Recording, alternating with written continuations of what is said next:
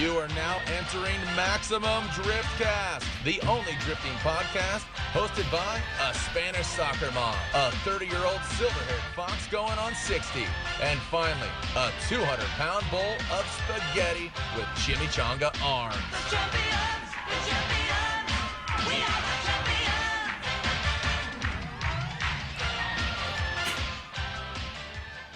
That's right, we are live. We're back on Maximum Driftcast, the only drift podcast with 9 people on stage that is also filmed in front of a live audience.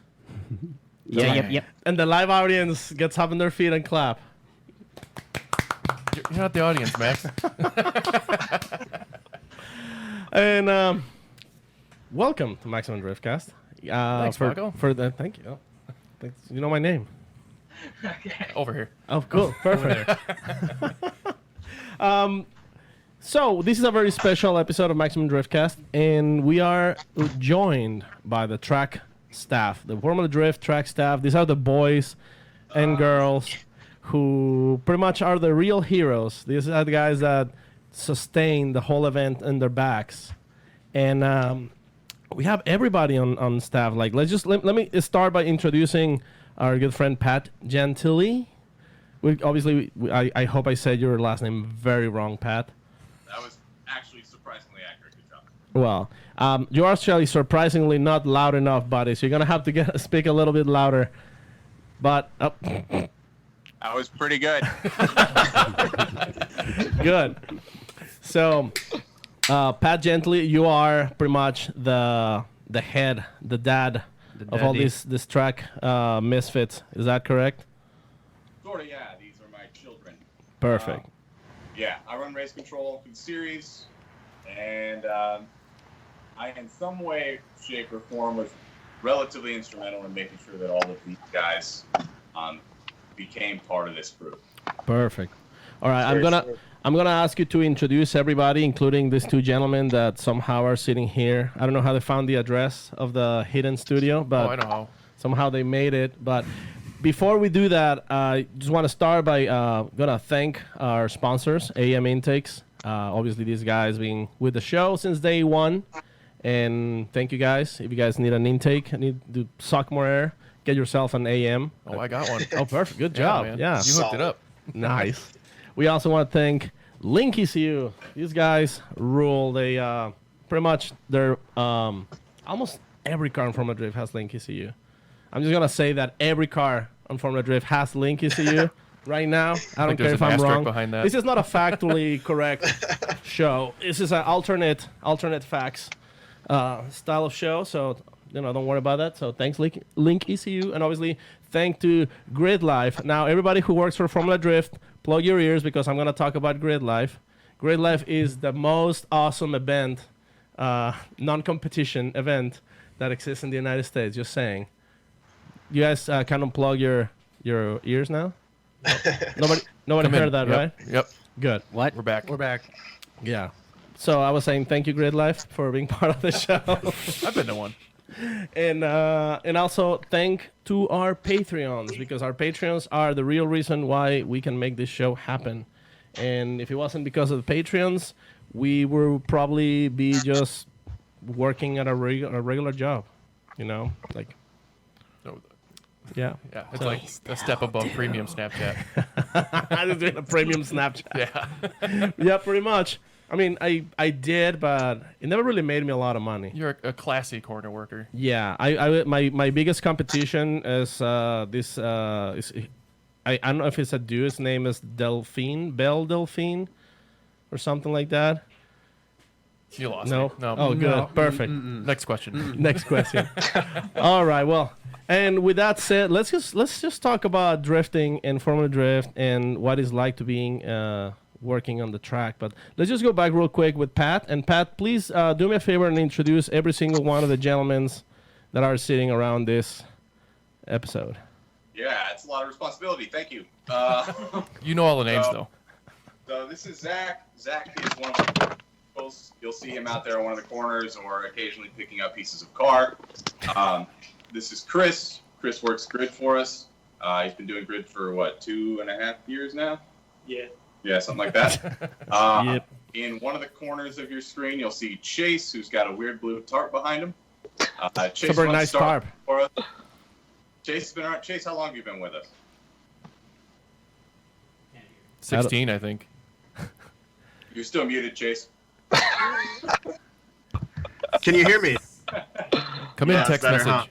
I've probably been with FD for like almost 5 years now. 2013 was the first year I ended up volunteering. You Close usually enough. have Irwindale, right? That's correct. I was a volunteer at Irwindale Speedway with Patrick, was Pat Montana. Pat Colley. Yeah. Good times. And then the other gentleman in the car, looking very fly in his scrubs, is Trey Taylor. What's up, guys? Trey is Kevin's assistant. He's sort of like Tech 2 / pre-grid. Baby tech. That's actually Kevin's Junior. illegitimate son. That's why they look exactly the same. Yeah, if you were a stranger at an FD event and saw Kevin and Trey in the same golf cart, you would swear that Trey is A clone? Kevin's son. Yeah, for sure. I just Well. need to start smoking and drinking more Dr. Peppers, Dr. dude. Pepper. We got the DPs down, but yeah, not the smokes. All right, and before you were very rudely interrupted by these very large gentlemen, can you finish doing the introductions with these two guys sitting next to me, Pat? I'll let the very large gentleman handle that. Oh man. This is Max. Just joined last year, doing track stuff. He got pretty lucky though on his first event, I believe. I think it was first, St. second, Louis. third, and fourth event. Yeah, he got an actual whole car to go retrieve parts of cars. Nice. 0 running. Okay. None. My name is Matt Sopa. First volunteer event was in 2015, New Jersey. Nice. Yeah, and I've ran start and finish. Yeah. And other track duties is It's like the I have to say, you're for those who are actually watch Formula Drift. This is the guy who does the dance, like the Finger sends the car. And, I don't know about if like- it's a dance. It's Yeah, more it's like, like you wear those gloves. Like you need to put it's- like strobes on them, and they kind of like do like a little light show and send the car. yeah. But you're getting very good at it. Let me tell you. Like it's like every single time, clap, send them. Like Yes. The drivers like consistency, so Yeah. I like to be perfect. consistent. Perfect. You don't want to get the drivers like out of the Yeah. concentration. You don't want to get them tranced. exactly. So good. Yeah. So We got something really special in Sopa. It's not often you have muscle that can dance. and he also doubles as a clipping point because it's large enough to be seen. So it's like I've seen actually. I think it was Wall because like the guys have to go back, drive pretty much by the starting line, and like when they go back on the lower side, they drive past the starting line. Or in Orlando, they Orlando definitely go and through the On start. Orlando and Wall. Yeah. Okay, yeah, and I remember there's a part where like one of the drivers went out of the way and like went up into the steep. That was and Orlando. It's Yeah. Orlando. Yeah, there's and I this don't know year. if it was you, but one of those guys had to go running out of the way. Yeah, that was my bad. I shouldn't have been there. It's okay. It's okay. You're a clipping point, like I was saying. So, real quick, Pat, Sure. tell us a little bit more about you because you're the one who's been doing this for the longest time. Yeah, so my story kind of starts back I used to live in Missoula, Montana. I was fortunate enough to grow up there, and I was good friends with Pat Colley, who was, at the time, unbeknownst to me, the guy who ran Start for Formula Drift. We kind of hung out on Main Street, being idiots, and did a bunch of stupid stuff in cars. And we got to talking one night, and I said, hey, I really want to get into motorsports. Do you know anybody? He goes, yeah, I actually run Start for Formula Drift. Do you want to come hang out and volunteer? And I said, absolutely. Tell me what I got to do. So a couple months later, he hits me up and says, hey, you still want to do it? I said, absolutely. Let's do this. A couple months later, I found myself driving out to Seattle to volunteer my first Formula Drift event. And I wound up volunteering, I think, 5 or 6 events over 2 years. Seattle, Irwindale, and Vegas, and then Seattle and Irwindale, and then Long Beach in 2013, and then very excited to have a conversation with Andy Luck in Long Beach in 2013, and I wound up wearing the Formula 3 shirt ever since. Nice. And right now, I mean, I have to point out, like, everybody's on track, but you are not on track. You're up in the tower in the VIP Air conditioning. with air conditioning. I've never seen you sweating. Not in the rain. Not as of late. Come on. Ever since the incident in St. Louis, where all of the equipment got KO'd by rain, Yeah. that crazy storm that kind of took everything out, we are now encased in plastic. So now I'm just stuck in this kind of plastic greenhouse Capsule. hang out and melt. But I put in my time. I did my years running. Yeah, actually, Yes. it's funny. Like my first Formula Drift events, when I was media, you were like one of the media chaperones. Like you were pretty much making sure that we were safe. You were down there with us, sweating and running all over the place, and that's where I got to know Pat. Actually, yeah, it's been. Yeah, so sorry I yelled at you. Well, I never did anything worth being yelled at. Did I? Baloney. That's erroneous. I don't see how that's probable. Cool. So, Pat, I mean, for those who just joined right now, Pat is pretty much the guy who is pretty much coordinating all you guys, telling you, all right, here up in the control tower, you know, they're saying this, they're saying that. Who is the guy who tells who won on the radio? Pat tells Okay. the Finnish guy. So, and that he tells to everybody in the radio, so get to listen. Yeah, to that. unless, Great. yeah. So I'm just gonna say right now, Pat is the last link of the script. He's the one in control of changing the whole story. Like, There's a script? Oh, yeah, dude, We like, don't you didn't deviate get from the script. Yeah, like yeah, exactly. the Yeah, script there's- is very under wraps. It's in a safe in the tower, Mm-hmm. and I can only open it with a certain code, and then you know, things have to get signed off on. So Yeah. Yeah. Forsberg gets the win Forsberg, every time. every single time. I mean, I've never seen anybody else winning, so duh. Who gets the edible arrangements? Just the judges, or do you guys get a cut of that? Well, I haven't seen a dime of any of those. Oof. Yeah. Oof. calling out Brian, Ryan. Yeah. You guys need to share those with the track people. I mean, at the end of the day, they're the ones who are in control. Yeah, they do You guys paint are the in track, control. though. You guys know if you rebel, you can take control of the entire operation. Yeah, that we're aware. I mean, Ryan Sage and Jim Lau, they're very petite men. I mean, they will be very easily overpowered by you guys. Like, I mean, how many of you guys are like 7? Yes. Yeah, and you count us 2. So, yeah, I mean, just they just pretty yoked. I'm not sure if that's going to work out very well for me in the town. But and I think, I mean, if just you, wait till Sopa gets there, and we'll find. just give the judges some edible arrangements, I will definitely join you on the rebellion. Libertad. I don't know. Ryan Lontaine, he's a pretty gentle man. I don't think he'll help us fight anybody. Yeah. I mean, well, maybe Max can convince him and tell him, you know, like, let's fight for the liberty of the motherland. That's right. Yeah, In our own languages. In your own languages. That's yeah, correct. exactly. So like Max got got Lantain it. covered, I got it. and I'm just going to assume that Andy Luck is like the boss, the before the boss that you guys have to defeat before reaching Sage and Jim Law. But Andy Luck, I mean, I probably think that he can kick everybody's ass. Well, that's why That's a nobody's tough reached nut stage. to Oh crack. yeah. So, and now imagine, do you guys respond to Andy's? Like, is he like on top of the track staff? Yeah, so Andy's he's the director of operations. So Andy's kind of, in a way, our boss.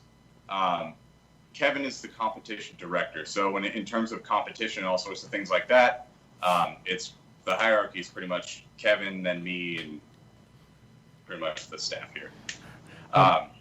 Yeah, so most anything that's like crazy on the back end usually is deliberated by Kevin and myself. Just before we continue, Andy Luck just got in the chat and he's that's a call out, Pat. I would love to remove Paco from any event on your order. Well, now you know why you're doing it remotely. I guess it's official. I'm banned from Formula Drift. Yep, you're outta thanks here. everybody. Sorry about that. Hi, Luke. Luke Kroll, Formula Dread. Yeah, he's watching. Oh, Yeah, what's Formula up, buddy? Dread. Formula Dread. Yeah. Yeah, one of the What's up, Luke? OGs. Yeah. Shout out, Luke. Everybody loves Luke. Yeah, shout out to Luke, shout out to Pat Cauley, shout out to Doug Artis. Big time. Doug Artis. These guys are the guys. These guys are the guys. Yeah, they're the reason why we're all here, I believe. Pretty much. Collectively. because they left. Because they got us in. Yeah, that too. Thanks for leaving, guys. Appreciate it. Thanks for leaving, guys.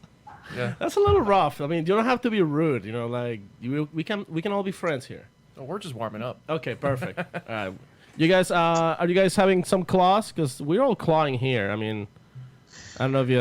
Let's You did switch. come prepared in some way. Perfect. Well, Truly's claw. Okay, you have a Truly. I mean, claws. Sopa's got a Truly, so I'm just gonna allow Truly's this time. Cheers, mate. Just because. Cheers, guys.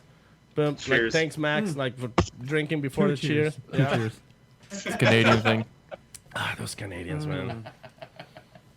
So, let's just real quick. I know, right? Let's do like a really, really fast with each one of you guys. How do you got into drifting? So Yeah. let's gonna start like we're playing any kind of board games to my left. So let's start with Max. Max, how do you got into drifting? I got into drifting because I got afraid of motorcycles. Good. Next, Matt. No, wait. No, you got afraid of motorcycles. Yeah, I feel you. I got into dirt biking, supermoto, and street biking. I had a Harley. I had a lot of motorcycles, and I got afraid of getting hurt. So with age comes the cage. Did you get hurt? I did not. I did not get to that point. So zero bitten, twice Zero shy. been. So you're Almost one bite, but no bite. They say there's two kinds of motorcycle racers: the ones who fell, and the ones who are about to fall. I probably was about to fall. So you're about to. Yeah. You quit right when you're on top. Yeah, and I don't know. I'm not 20 anymore. Well, that's just telling me why you don't ride anymore. I want to know how you got into drifting. How did you well, that's how I needed to find something to replace it. Oh. And drifting was the next best thing. There's more metal around you. I don't. Yeah, I mean, sure. if you fall inside your drift car, it doesn't hurt that much. It doesn't hurt at all. I've tried before. I fell inside a car. It is the worst chin pain I've ever had in my life. So. But that's how I got okay. started. I sold the motorcycles. I got a car, and I built it. I started drifting. That was But you just thought I'm just drifting is this very cool thing that everybody does, and I'm just gonna do it. Just say yes. Yes. Okay. Yes. You already had your SE then, or? Nope. I purchased my SE after deciding drifting was gonna be my thing. Oh, so what do you have first? Oh man, I First drift car. Yeah, I first drift car was the SC. Oh. First drift car was Okay. the SC. So First there's drift car, the first SC, and- okay. And the continuing healthy. So when I ask about the SE, and you say, "Oh, no, like I was right." It's the Correct. SE. All right. Yes. Well, obviously we're gonna move on. Next Matt, goon. How you started? How you got into drifting? Oh boy. It was actually thanks to Doug Artis. He was always drifting around in Wisconsin, and always bugging me to go out to Club FR events at US Air. And I finally went to one, and my Fox that I had at the time was an 86 GT that had the angle to power ratio was the worst. So you were already into Foxes. Oh, big time. Oh, Yeah. okay. I mean, this is not shitting on Chevy, so you're good. Yeah, we're not gonna go there. I just have a preference. That's all. Okay. And This is 2019. Every preference is totally acceptable. Yeah. It's fine. Not gonna make fun of you. I doubt that. So, went to my first track event on. Doug borrowed me some wheels and tires, and did pretty terrible. And then I didn't get back into it until like 14. Sounds like everybody who's ever tried drifting. Yeah, it's- Yeah, suck you the first got to learn time. how to. That there's like a position between no throttle and full throttle. I learned that day. Nice. So yeah, That's not true when you have a K. You've been getting called out, all right? Yeah, so well, I don't know how to drift without a V8, so I'll be the first to admit that. V8. Yeah, V8. Yep. Then Pat, I think you will be the next one on the left. Sure. I got into it watching Drift Union videos from Canada, like way back. I'm not sure what year that was. Really enjoyed it. Liked watching it. Always wanted to get a car. Was broke college kid, so I was too broke to get a car for the longest time. Finally bought an S13 that had no key and a push button start, so like the most stealable S13 ever. Swapped in a working engine into that, and then started going out to Trais events to go drive. Nice. Sounds like a proper way to start drifting. Unlike And then these I two guys bought right it, here. and blew that up, and then got another SR and blew that up, and bearing savings. Sounds just about right. How Wouldn't have that problem with a V8. Fast and Furious reference, we Yes. get it. Yeah, that was the point. Sack. Can you hear me okay? I'm not as loud as Pat. I can barely hear you over how awesome Yeah. that Dale Earnhardt toolbox is. Say it with your chest, Zach. So, there you go. I actually got into drifting through media and photography. A friend invited me out to the track, and I started taking photos and really enjoying the group. And then a couple of buddies of mine kind of like let me actually drive their car. And obviously I spun out about 3 times in one run. And then eventually got a place with a garage and picked up my own drift car, and it's just kept it simple. Started with a KA, welded, coilovers like everyone else except for Matt. And just kind of been slowly improving it. And I did grassroots for a little bit, and yeah. Perfect. And then who's next? Who's to your left? Mr. Ewell. There you go. Ewell. Dude, that was badass. That's a nice transition. So I Yep. went to Evergreen Speedway and saw drifting, and I really wanted to do it. So I bought a car and nearly got arrested street drifting and sold the car. Don't do that. And waited a couple years, and then I got another car and just started drifting at Evergreen Speedway. The car's right there. Dang. There you go. The whites. The whites. Nice. And that's it? Like, Yeah, I mean, we Cool just story. drive like once or twice a year now with our buddies in team tandem comps, but we have Just drive once a year. And Yeah, keep just him- has Oh, just has all the Seattle big deal. trophies. no all of big them. deal. Yeah. No big big deal. deal. Good. yeah. I mean, that's pretty much it. I just stayed with the S13 and the SR and improved it, but it's a reliable car, and I just drive it.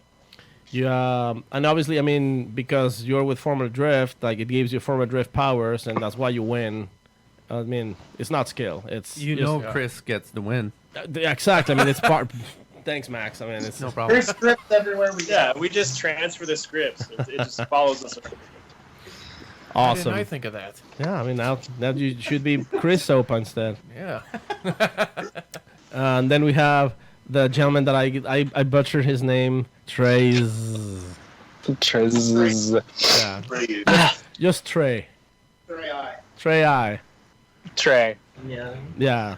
Like a How do you like a lunch tray. like a lunch tray? Yeah. There you go. Like that. Like you get at the Like that. cafeteria. Oh, at like the a hospital. yeah. like a drift tray, like the You mean like a what is it? What's the burger place? Why am I? Burger King, Mac No, and no.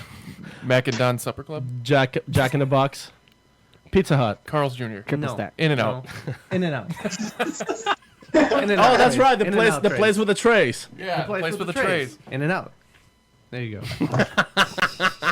Not Pizza Hut. Brian, can we turn off Max's microphone for? You're out of here, chief guy. Trey, let us know. So Fire. I started going to FD events in 2009. just as a spectator.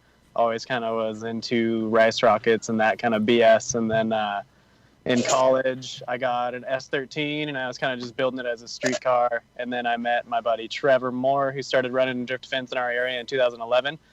And I helped him and his wife, Kara, start doing that. And then we were promoting and running our own events and driving out in North Idaho. And then my fiance actually joined in with that, Jamie Lynn. So we started, we ran events until like a year or two ago out at Spokane County Raceway and State Line Speedway in North Idaho. So that's kind of when we drove the most, and that was it. That's it. Yeah. That was that. I just like how somebody who's dressed in a doctor's Scrubs. Yeah, like in Scrubs. scrubs. Like they just go to the point. They just tell you right away. He doesn't juicy fruit around. Yeah, they're just like Matt, you have a venereal disease. And sugarcoat it. My name's Sopa. I don't know who's Matt. Who's Matt here? Chris Sopa. Yeah, good stuff, man. And and by the way, like, are you a doctor, nurse? I'm a farm tech, so I push drugs in a hospital. See, straight to it. Straight to it. Perfect. I love it. I love it. Tray to it. Straight to it. Oh my god. It's Maximum Driftcast after all. Dad jokes are on the order. I figured they go over pretty well. And then finally on the top right of the corner. I'm Chase. Yeah, I don't actually own a drift car. What? And my drifting experience is kind of null compared to my good friends here. But I was involved in Formula Drift a while back just for looking for an outlet kind of into motorsports. And I was starting college as well, so it's been a journey. But I actually just graduated college, and I'm working with FD now a lot more. And I love the motorsports stuff, so that's really why I'm here. And I really enjoy working with these guys. They're all very, very, very special human beings. They definitely are But special. That's basically it. We'll get you into a drift car sooner or later, Yeah, Chase. sooner or later it'll happen. I'm sure. It's only a matter of An time. American one. Well, then I guess let me start then with Chase, since you don't have a drift car. How do you started working with Formula Drift? Basically, my story's kind of funny because like I had graduated high school and I was working in a shop that sold radiators for classic cars. So I was selling, radiators basically, and then I was just thinking like, how do I get on the other side of the fence? How do I get into motorsports? You know what I mean? Like I just really enjoyed it. The Long Beach Grand Prix was really the event that kind of planted that seed in me. It just blew my mind seeing those, the GT cars racing around. And basically from then on, I sent out basically like a mission statement or kind of like a resume or something like that to a whole bunch of organizations, including Formula Drift. And they were the only one who responded, Patrick Colley. He was the guy. So, he brought me on, and that was 2011. Pat won. Pat won. Yep. So there's been multiple Pats. Yeah. See, Yes. Gentilli is Pat 2. Pat 2. Yeah, and we do have Pat 3. Pat Gooden. Pat Gwynn. Oh, so Pat Gooden is Pat 4. I don't know where where he would line up numerically. Pat Gooden's different. Yeah. So he's very different. Yeah. He's special. Oh yeah, he's something else. Let's just say that. I have a username in the chat. Username Jim Law. He's asking, tell them about the physical testing to be track staff. Pat. It's rigorous. Yeah. Intense. Oh man. It's a visual inspection, and then They cup the bowls. well, there. What? Getting Wait. I think I need a retest. There's a room deep in the office, and then it's right next to Andy's office, and he's got a little trap door that goes into it, and we just let them into that room, and then about 2 hours later they come back out, and Andy gives us the thumbs up or thumbs down. Andy Lux glory hole. In or out? Yeah, I said, where does he put the thumbs up? Use your imagination. Oh, I mean, I don't know. Tell me. Puts that thumbs up right in your imagination. Oh, We were talking about DPs earlier. Kyle crosses the brown eye inspections. Thanks, Kyle. Not a closed process. Oh, Top secret. good. Who of you guys thinks has the most interesting story on how to join Formula Drift? Who wants to just like say me? They're all pretty similar, I think, because we've all kind of just. It's been like a fate, more or less. You kind of like Pat met Pat. Doug was I've known him since high school, Doug Artis, and we just volunteered. It's about as exciting as it gets. So you would say that's how you get in, like you start by volunteering. Yeah, you got to show. That's be it. the, you know, Gotta prove yourself. the hardest. yourself. Yeah, the fastest. Whoever's the fastest runner But on yeah, the I would track. say like how do you volunteer though? Like how do you you just like the show official up? way. Yeah. Pat's gonna gotta- love this because he's gonna get a lot of feedback on this. You email Pat. I'll let you decide how to figure out his email or Yeah, and acquire just it. email. It's patrick@formulad.com.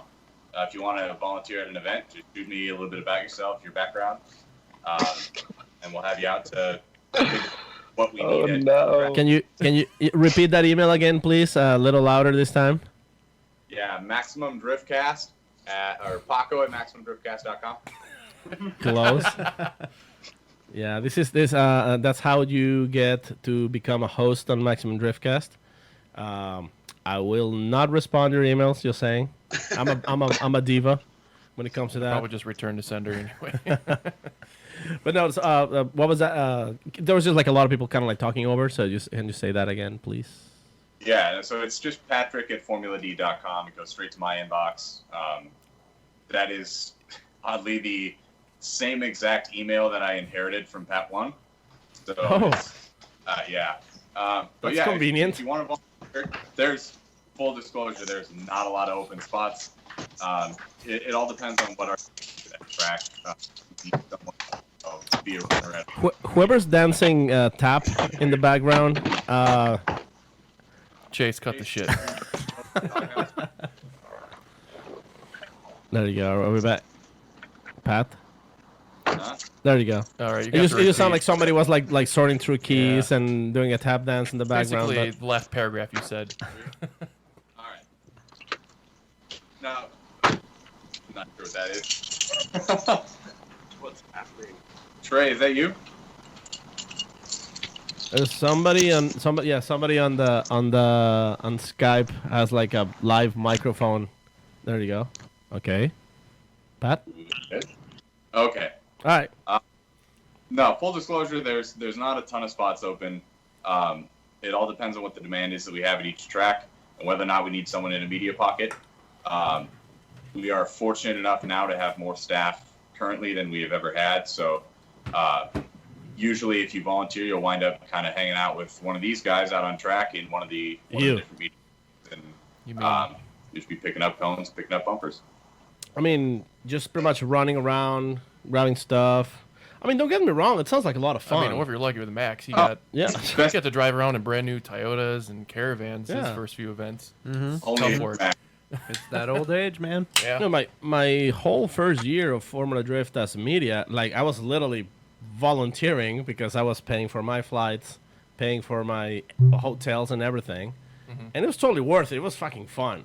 Like just being in there and like being surrounded by crazy 1,000 horsepower cars, like international drivers, and at the end of the day, just meeting all these people. Like I met pretty much all of you guys through Formula Drift, met all these drivers, and it's just like a very cool work environment. Yeah, absolutely. At the end of the day, You get the best seat in the house to boot. That's yep. And Best you seat in can't the beat house. any Yeah. place there's a media pocket. You're gonna yeah. have a good time. Oh, and also working with Andy Luck, it's a delight.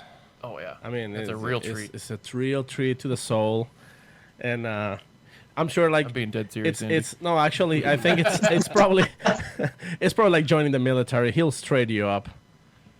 We love Andy Luck, by the way. Yes, he we do. knows. He knows we love him. He's beloved. Yes. Let's see. It's a oh, Luke saying that. Oh yeah, they've yeah. So back in the day. So this is a funny story actually. Just a little tangent. I was waiting at outside a liquor store in Texas for the truck. 'Cause I took a red eye to Texas, and I landed like at 5 a.m. And Luke and Nick Dizon, they were in the rental vehicle. They pulled into the liquor store. It was like a convenience store. They saw me. It was freezing.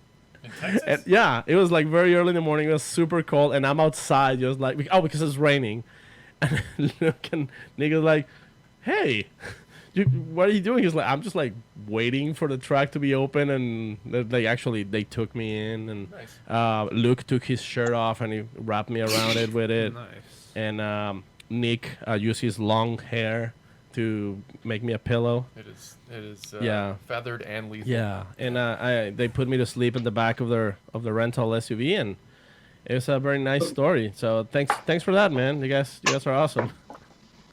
That's like just like one of the nice things that the track staff has done for some of us not only regular us, but like the bystanders. whole FD staff, anyone involved. It's really like a big family, you know.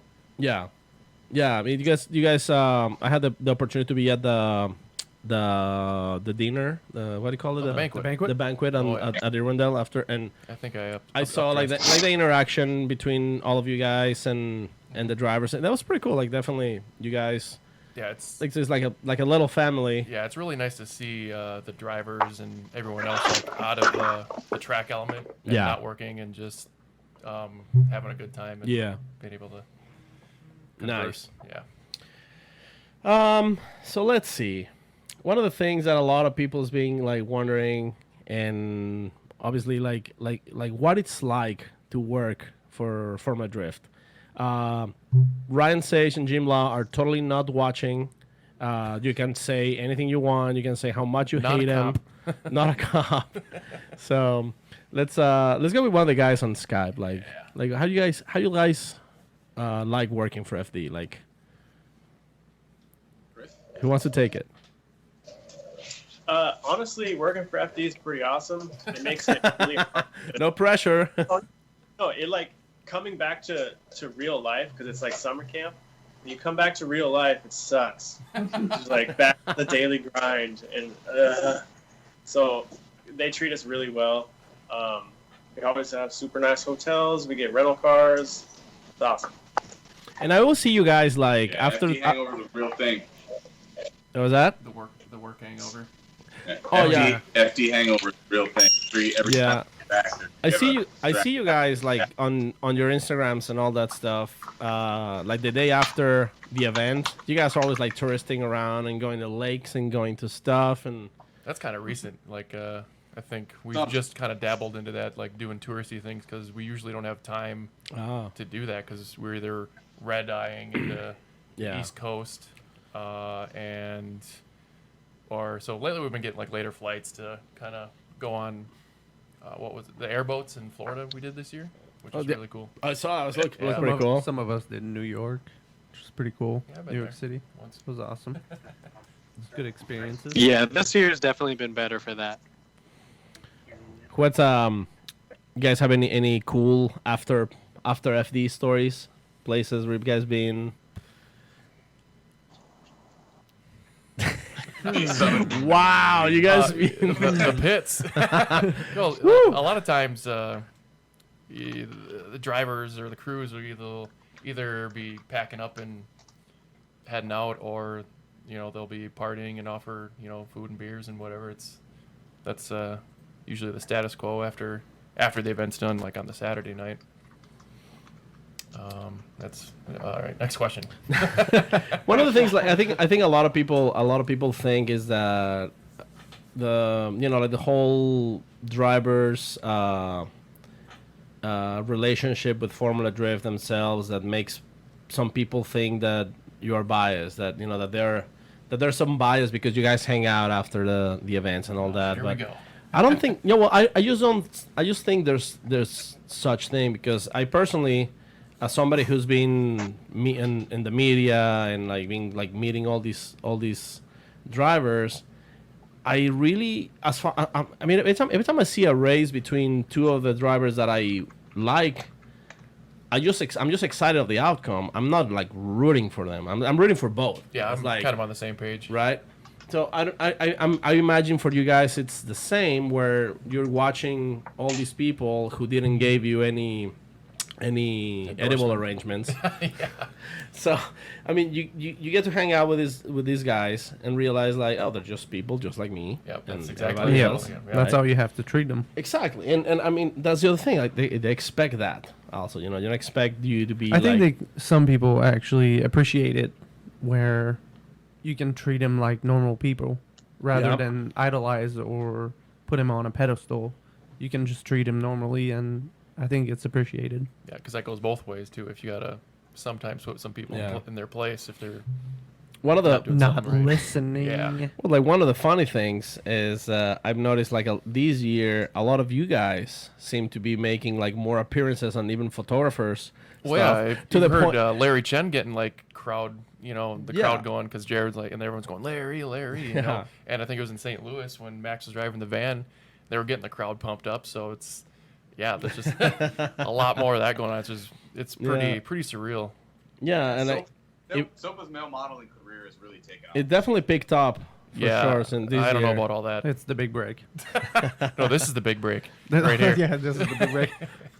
No, but even Jared Deanda, that's one of the things I was telling you guys earlier. Even Jared Deanda during the breaks and all that, he kind of tries to if he can tell who is that person picking up the bumper, give Max a round of applause for he's been running all over the place and but one of my favorite comments, I think it was I can't remember if it was Jim or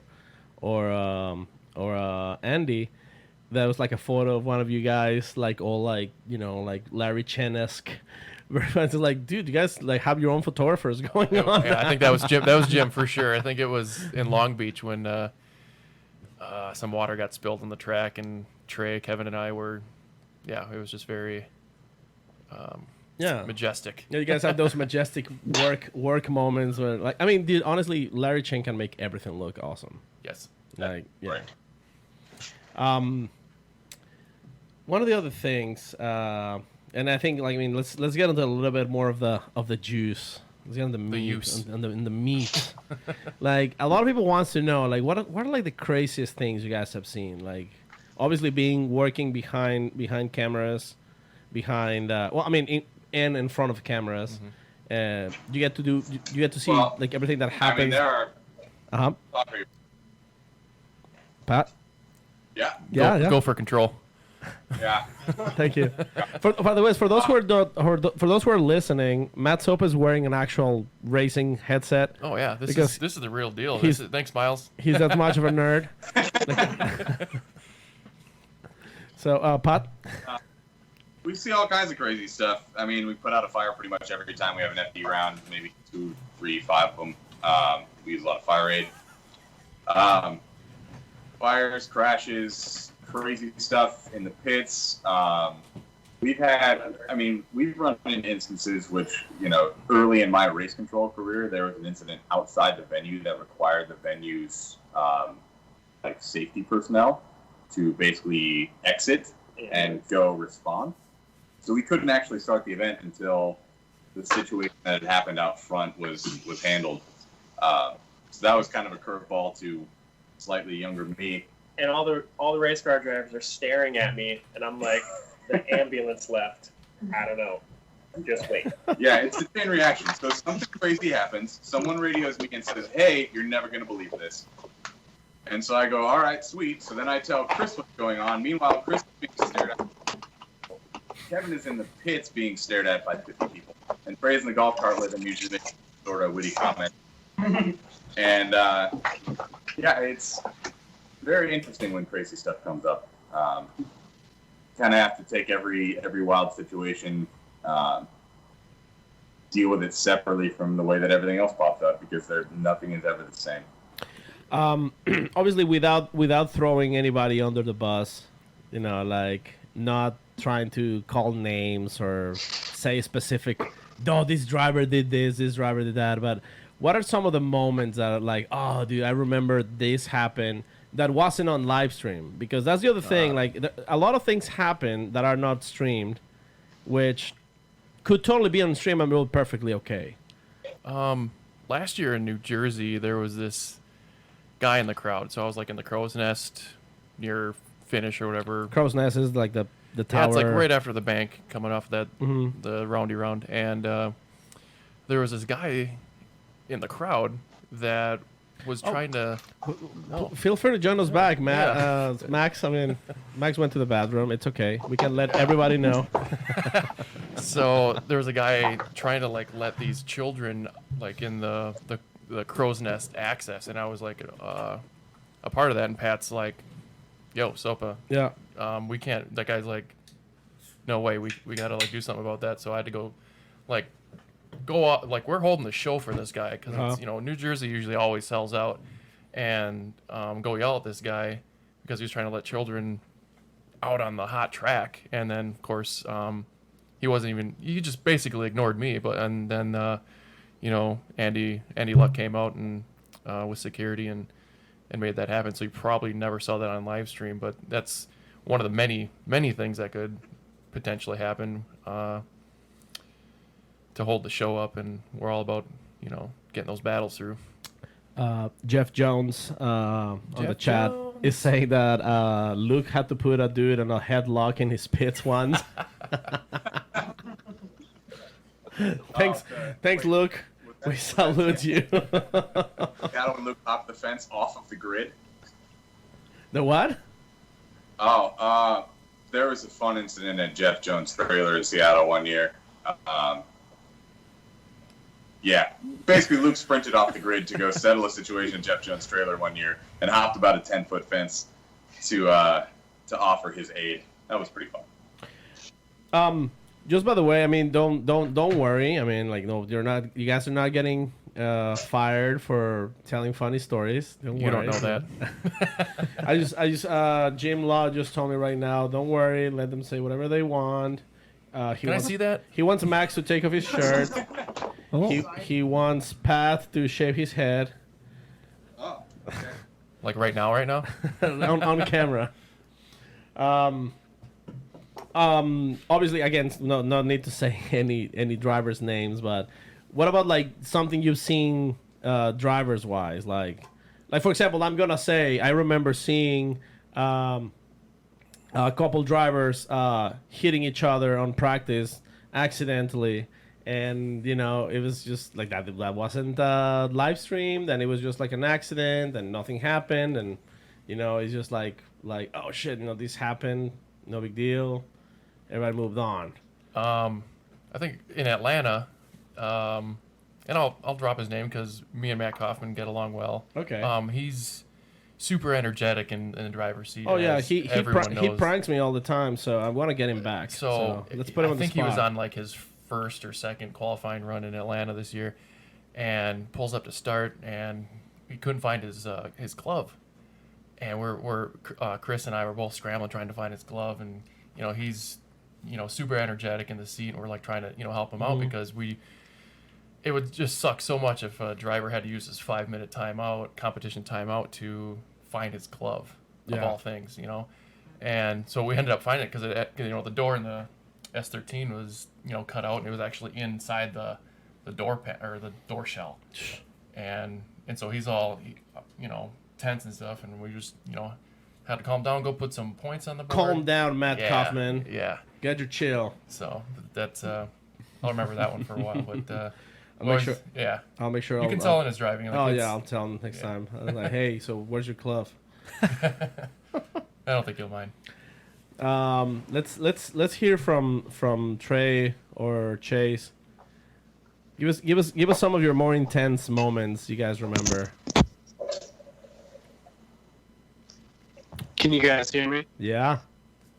Oh, Okay. Nice, because I cannot hear super well over here. Running out of data. You're always out of data. Cripes. Is that like a thing? Dude, every Yeah, time. That's the thing. Okay. But so I mean, we see all the 5-minute calls, Kevin and I, and it gets pretty bananas. We roll up to these Pro 2 pits, and it's just insane. These kids a lot of times are the guys who didn't build the car, so they're just scrambling and they don't know what they're working on, and they're throwing stuff and kicking tools and losing things, and it's just insanity. Top 16 Pro 2 is nonstop, wall to wall nuts in the grid. It's insane. Chase? Yeah, I mean, countless times because I kind of alternate with soap on start there, and I mean, there's always times they roll up to the line, you got to pull bumpers off and make sure that all their safety gear's on, and I don't know, I've put out countless number of like fires under the cars, kind of like tire burning on the headers kind of thing, just accumulates, and you just got to check, and I don't know, there's a million things could happen, and we're trying to make sure everything goes as smooth as possible, so thinking on your toes is like one of those things, you never know. You never know what's going to happen. Any of you guys was close to Federico's fire last year? No, None of us were close. Like, none of us were close. I saw it on the live stream before, and we were yelling fire over the radio before. Yeah, like the fire anything, trucks, and we like, couldn't get to it. because he was battling against Chelsea, and usually where we stage finish, the fire trucks would have to go through. So I'm like, Chelsea, get out of here. And then, yeah, by the time we got to it, it was already put out. Like, by the time I ran to it, I mean, I wasn't going to do a whole lot with my my fire extinguisher. Trying to remember, Ryan Cotto had a pretty crazy fire. At least it looked pretty crazy on photo a long time ago. He had a carbureted car, by the way, and he caught on fire. I think this was Texas. I think Pat might be. He was probably there. That one was a pretty standard fire. That car was pretty fun because of the PVC intake manifold. Sponsored by Home Depot. But yeah, it seemed to work pretty well for him. Yeah, that fire looked real bad, but like a lot of the fires in series, I mean, they might look pretty crazy, but realistically, it's not. It's usually like oil on the header or something small like that. Yeah, the majority of stuff, like there are plenty of fires that happen on the back end that nobody even sees. I'll radio Chris and be like, "Hey, Chris, where's that car? He should be in the burnout box." And he's like, "Yeah, it was just on fire. It's cool." Yeah, a lot of the rubber dust collects on the header collectors big time, and we'll just give him a little 1-2. I mean, hopefully I won't put any of you guys on the spot, but I remember when Chris Forsberg had like this gnarly backfire, and he had to pull next to you guys, and somebody like asked him, "Pull your fire restraining," and he's like, "Oh shit, my car's on fire." Yeah, I pull it, and he pulled it, and like the foam ended up like frying his ECU. That one was in Orlando. Orlando, I think. That was the infamous FDFD. That was when Luke and Nick were on staff with us, and Luke was running start, and Nick was up there with him. Are you trying to say it was Luke's fault? No, not at all. Because he's right here, like, up there, that's just me. Hi, I Luke. don't think anything said to pull your system, but this was like the third time that car had caught on fire, second or third time it had caught on fire, and I think Chris saw, hey, you're on fire again, and I think their assumption was probably that they had, sorted out the problem so it wouldn't catch on fire again. So he thought, this one's pretty wild. It did look big on the live stream. Like, I mean, I was like, fuck, this car is definitely catching fire somehow. Yeah. Yeah. Well, and fire can be deceiving too. If it's in the cabin, you probably don't see it from the outside of the car right away. So the biggest thing is if the engine bay is on fire or the back of the car is on fire, those are both protected by firewalls. Whereas, if you're concerned about fire getting into the cabin, pull that thing and get out of there. Well, I mean, at the end of the day, like fire is like one of those things, like very unpredictable thing. So, I mean, you can't blame people reacting to fire. And like, I mean, for example, like even with Federico, there has to be a particular way to fight it. You can just like throw water on it, like it can get worse. These guys have like a very specific kind of fire restraining, and also like now with the electric car, which probably that's one of the things I actually want to talk to you guys. But it seems like one of our guests needs to go back to work. Is that correct? Trey. Looks like his Trace froze. I think he told us that his equipment was failing. I think he ran out of data. So out of I data. think he's on the Edge network. Yeah. It's like 2 frames a second. But it's okay. I mean, Trey, thanks for joining us. He's going back to work. He's got more pharmacy saving to lives. push. Exactly. So yeah, saving lives. Thank you, Trey. Let's see, Brian, whenever you got a chance, just kind of like get out of the call, but just so he's there. You go. So, yeah, I mean, like fires are pretty crazy, but now that there's an electric car, have you guys somehow been debriefed on a different way of working around that car? We all went through an online course at Papa Tech. Wait, an online course? Yeah. Oh, that's all. That's all. That's all. Well, and we got the briefing from their crew, but we also got the assignment from Kevin as well. Yeah, I mean, I imagine it's gotta be a little different if you have to like. I mean, you guys don't do most of the. We don't do the firefighting. Like extraction we do of the driver and correct. stuff like that. You know, you just leave it to the. Well, we'll do what we can with the equipment we have. But for example, like you have like standard, like you get to the car, pull the kill switch. Pull the kill switch. That's so right. the electric car should have a kill switch in it's exact got two place. Two yeah, of them. Yeah, one on each side. Oh, okay. Yeah. Is that in the normal place, like on the cowl and near the fenders? But at the end of the day, I mean, so far, nothing has happened. No need for. Yeah, just electric drift things have happened. What are your thoughts on the electric drift car, by the way? It's pretty bananas, like hearing just the tires. Just the tires. Yeah, because you don't hear. I think the only other car that I hear tire noise while it's drifting and not under like a decel zone would be like Nate Hamilton's Turbo S chassis and Dye's. And Dye is yeah, really quiet. Mostly the Turbo V8s are actually a lot quiet. But you hear like that a high screeching. Yeah. Because the only time you hear tires with any other combustion car is they're off throttle on handbrake and you hear that low like tire noise. Yeah.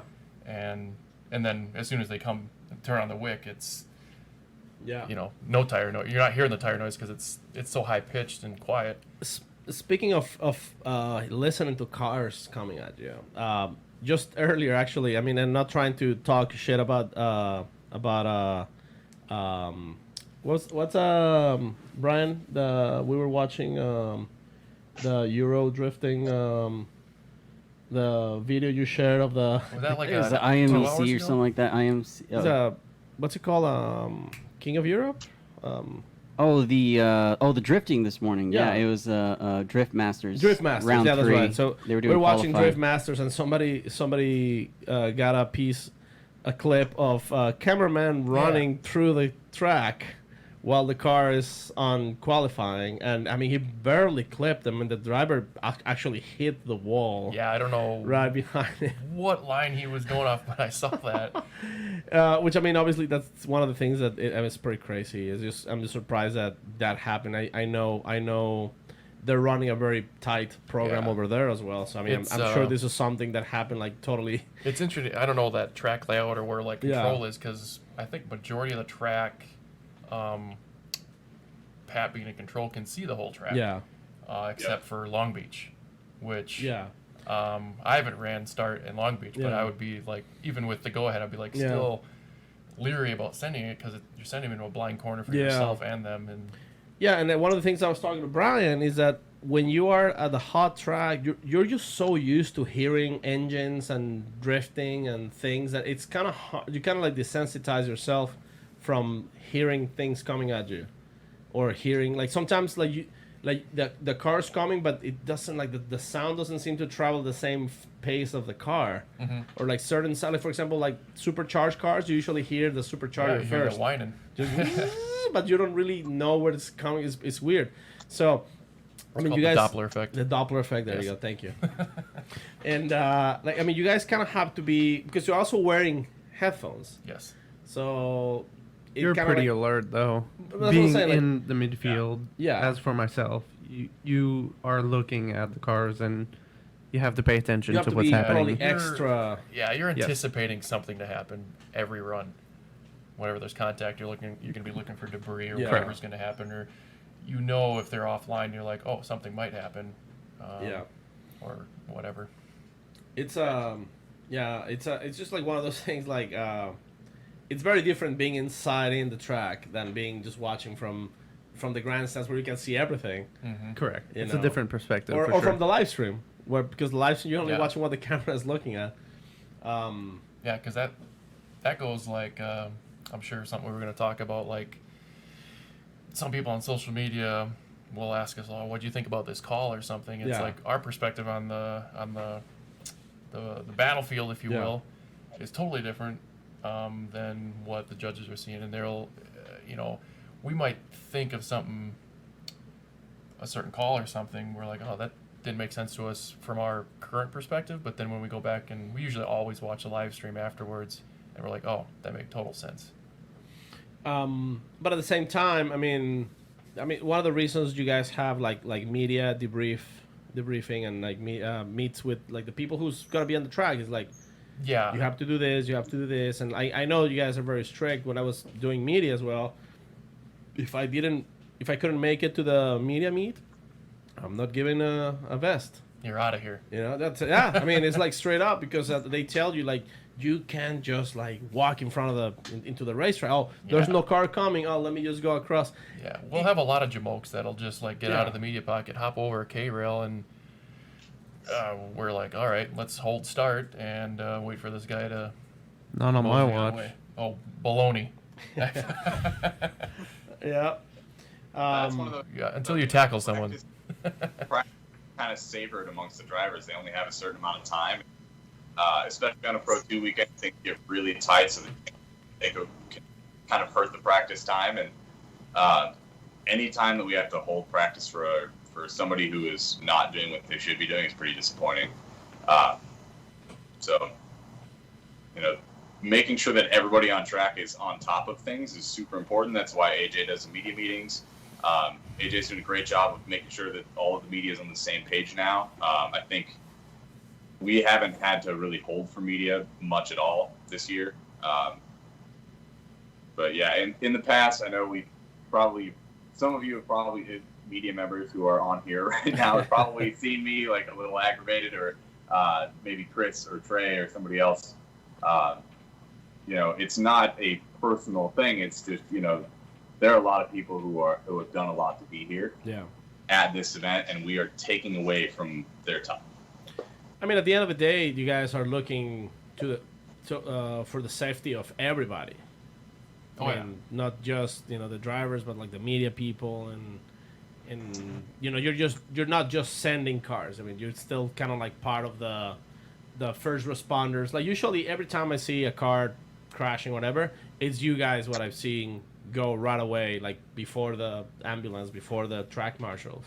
So, again, like it's you guys are, carrying the whole event in your back. And that's why I keep saying, Yeah, we're like the stagehands. we must rebel. We must take over those tyrants. Yeah, we're kind of carnies too. What was that? So we're kind of like the carnies too. The carnies? Luke used to love to refer to us as the carnies.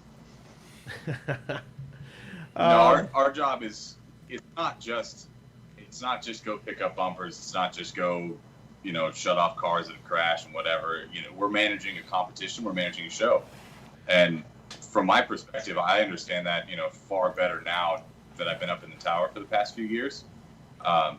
This is Formula Drift is entertainment for a lot of people.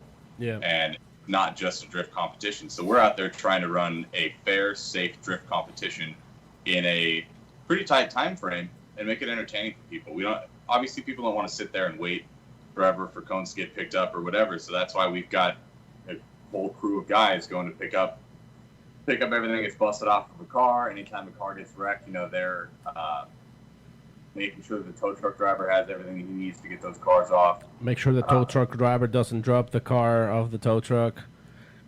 Sometimes. Hi, Canada. We have no control over that. I know. Actually, speaking of fires real quick, so Corey Hosford just joined the chat real quick because he, by the way, for those who obviously, it's just me. Sam is in England. He's ready for... He's probably waking up right now. Yeah, he's like at Goodwood, getting some good wood.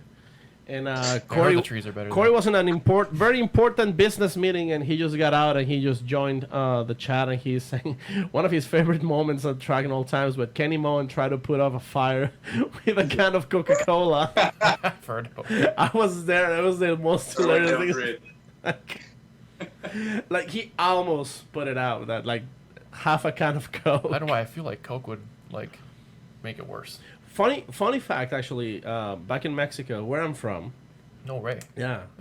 We have a lot of Volkswagen bugs, and you know those cars just drip oil everywhere. Like, it doesn't matter how you do it, they're always dripping oil. The engines are usually covered in grease, so they usually caught on fire very commonly. So it's actually kind of like a common thing to have 2 glass bottles of Coca-Cola in the engine bay. So if your engine ever caught on fire, it cracks the Coca-Cola bottles. And you would imagine, well, the Coca-Cola itself extinguishes the gas, but it's the CO2 that like that, you know, the fizz that actually kills, you know, kills the oxygen and puts the fire off. So yeah, Kenny Moen, you're actually relatively right into trying to put a fire with a can of Coke. It was a little too much fire for one can of Coke. Yeah, I was definitely Larry Chen. I mean, because obviously he's omnipresent. He was there and he took a photo of it, and it's one of the best photos I've seen. He's in his race suit. I think he's still wearing his helmet. One of the best B-rolls.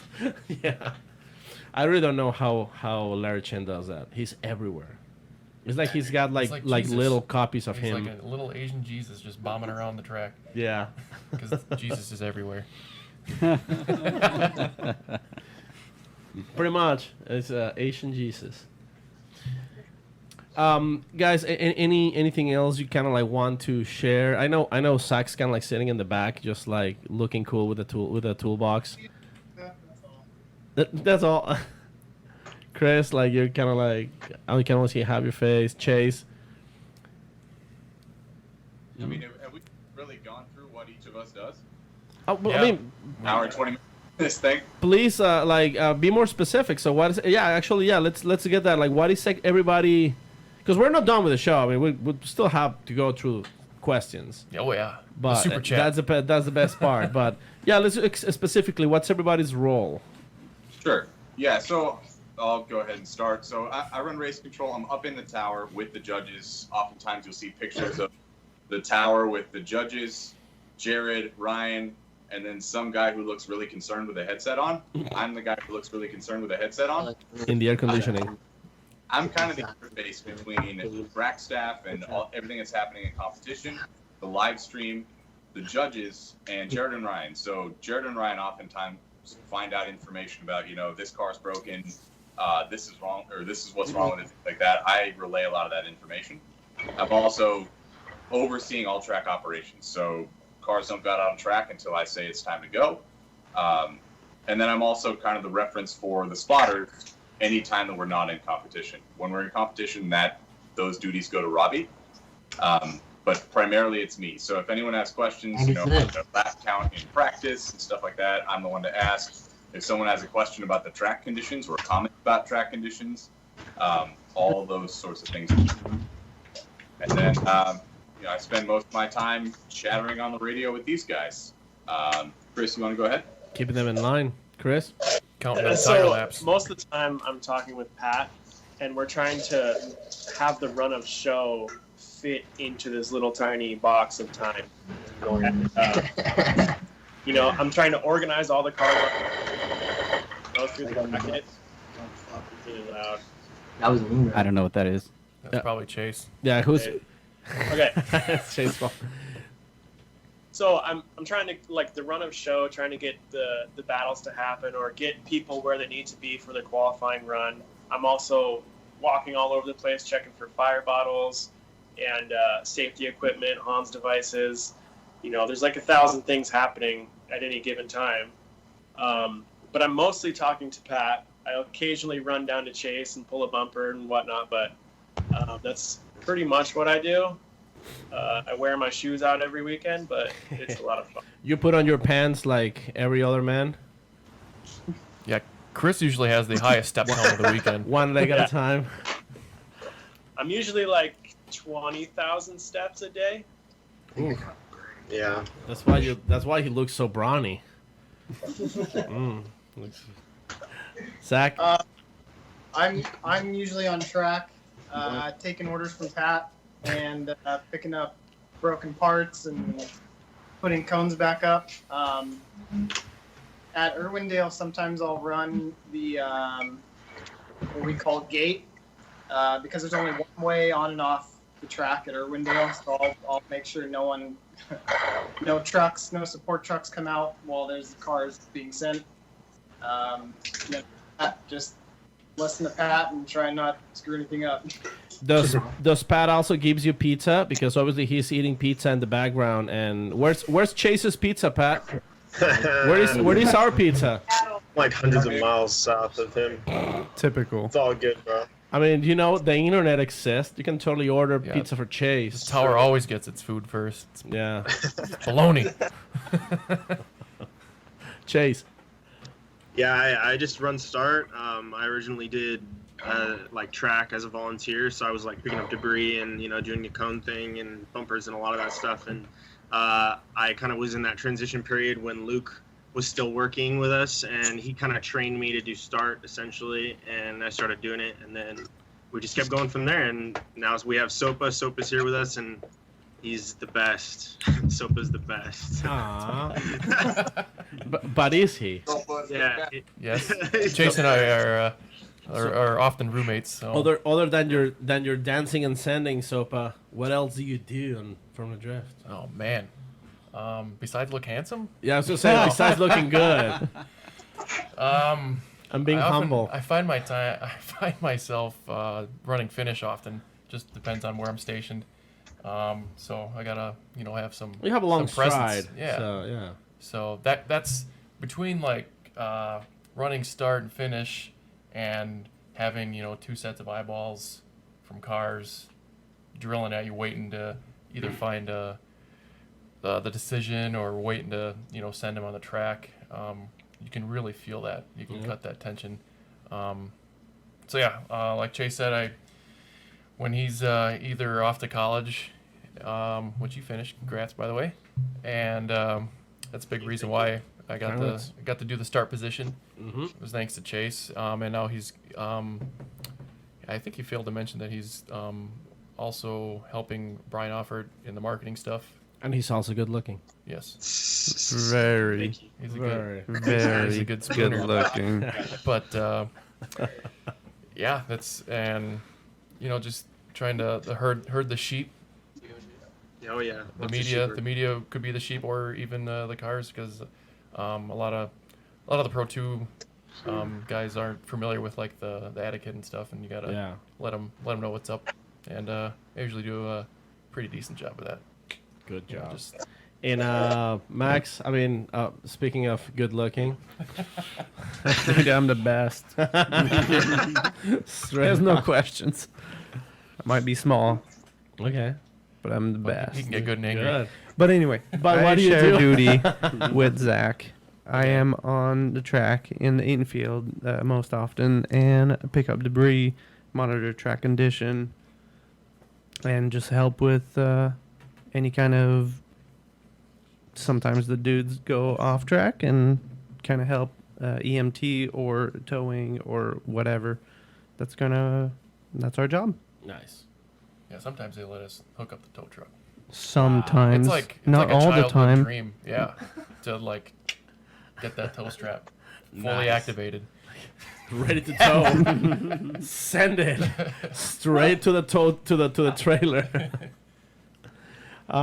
Before we go into the Instagram questions, so obviously there's a lot of people who's got more questions on it. There's actually very particular build that's going on here. For some people already know about it. Matt Sopa, he's building a very peculiar Ford. Yeah, a little bit. Yeah. So can you tell us a little bit about it? Oh boy, basically making a 4-door Mustang drift car in a nutshell. Why? Why not? Exactly. Basically, I thought it's a Ford Fusion, just to be clear. Yeah. 2016, and I thought they were pretty decent looking cars in the front and just overall. They look like an Aston Martin. Yeah, I was Four-door Aston Martin. Yeah. And I'm like, well, it'd be really cool if these were rear-wheel drive. The Australians got them. We didn't. So I decided to make my own because because America. Yeah. And it's going to get a Coyote, or it has a Coyote. It has a Coyote. Yeah.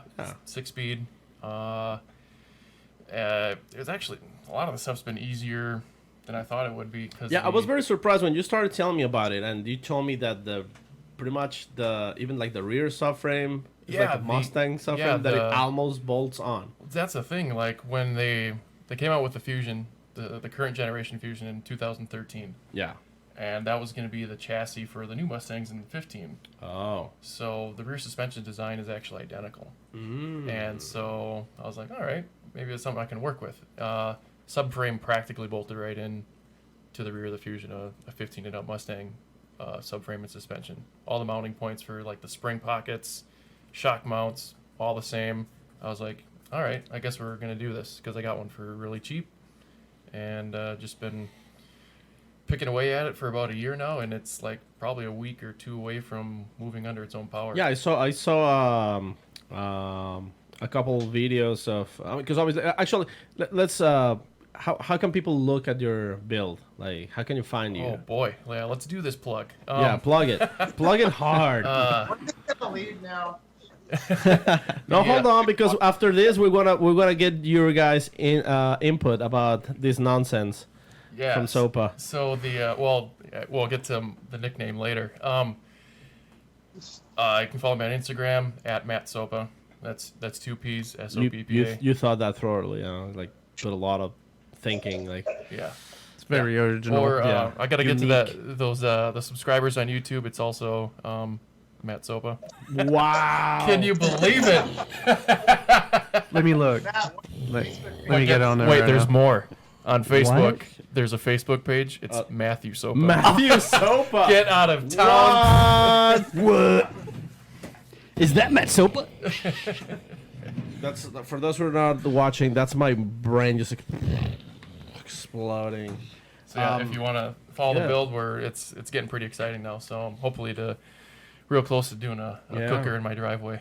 Dude, like, I mean, I think that's a pretty cool project. I was talking to Vaughn last year about it, and he was like, "Oh, that sounds pretty cool." Yeah, it's I'd like to see how a lot that more goes, attention than I ever thought it would. And you had some input from Justin Pollock, right? Yes, Yeah, got a lot of help. So you got his blessings. Oh, big time. Oh hell yeah! Because dude, he wants to test drive it. I was gonna say, can he set it up for you as well? He could. Yeah, because dude, like Justin is one of my favorites. There may or may not be parts in that car from him. Oh, there you go. No, Justin's one of my favorites this year. He's so on point. He's just, I mean, like that 100-point qualifying run. Beautiful. You guys saw it. It was so good. That was on my birthday too. Oh, happy birthday! Yeah. He did it for your birthday. Did it for No, you. it was for his son's birthday. It was the same day. So nope, it was definitely for you. For his boy. Everybody who's Boys. like, Justin Pollock did that 100-point qualifying run just from Matopa. It's official. It's official. It's official. It's on Driftcast. That's it. Thank you. Sorry, Thanks, Justin. It wasn't for your kid. Dude, it's very cool. Like, I really. What's the name of the project? Back to the Fusion. Back to the Fusion. Yeah. That's pretty good. That's such a great name. Thanks, like, Brian. Like it couldn't get any better. But I think go check out that build because it's pretty cool. And if you guys, Pat, I know you're an avid drifter as well. Do you have any crazy projects going on? Zach, Chase, Chris. I once parked in my carport that might eventually become what I want it to be. Sounds like a drifter. Yeah, no, I have a rear-wheel drive Subaru Impreza. It's a Ooh, nice. 95 D chassis Subaru Impreza. I have all the stuff to make a rear-wheel drive right now, or make it beefier rear-wheel drive. It currently does burnouts. It'll just break an axle as soon as I do that. Yep. So I have all the stuff to convert it to, R200 Nissan rear end. I have a Nissan diff for it, which I'll have to figure out which ratio I want to go with once I actually put it all together. But that thing will start out being a Subaru-powered car, and then hopefully someday either become a Nissan powered car or a Honda powered car. Coyote powered. Wait, do you say a Honda powered car? I think he said Coyote powered. No, the dream is a Honda F20C with a turbo in that thing. Sick. Like I mean, I just love different. You know, We like, know that. Yeah, I mean, We haven't gotten the tour of the salvage yard. oh, we'll take you there. Salvage yard? That's what it's called, pretty much. That's pretty far from the studio, though, right?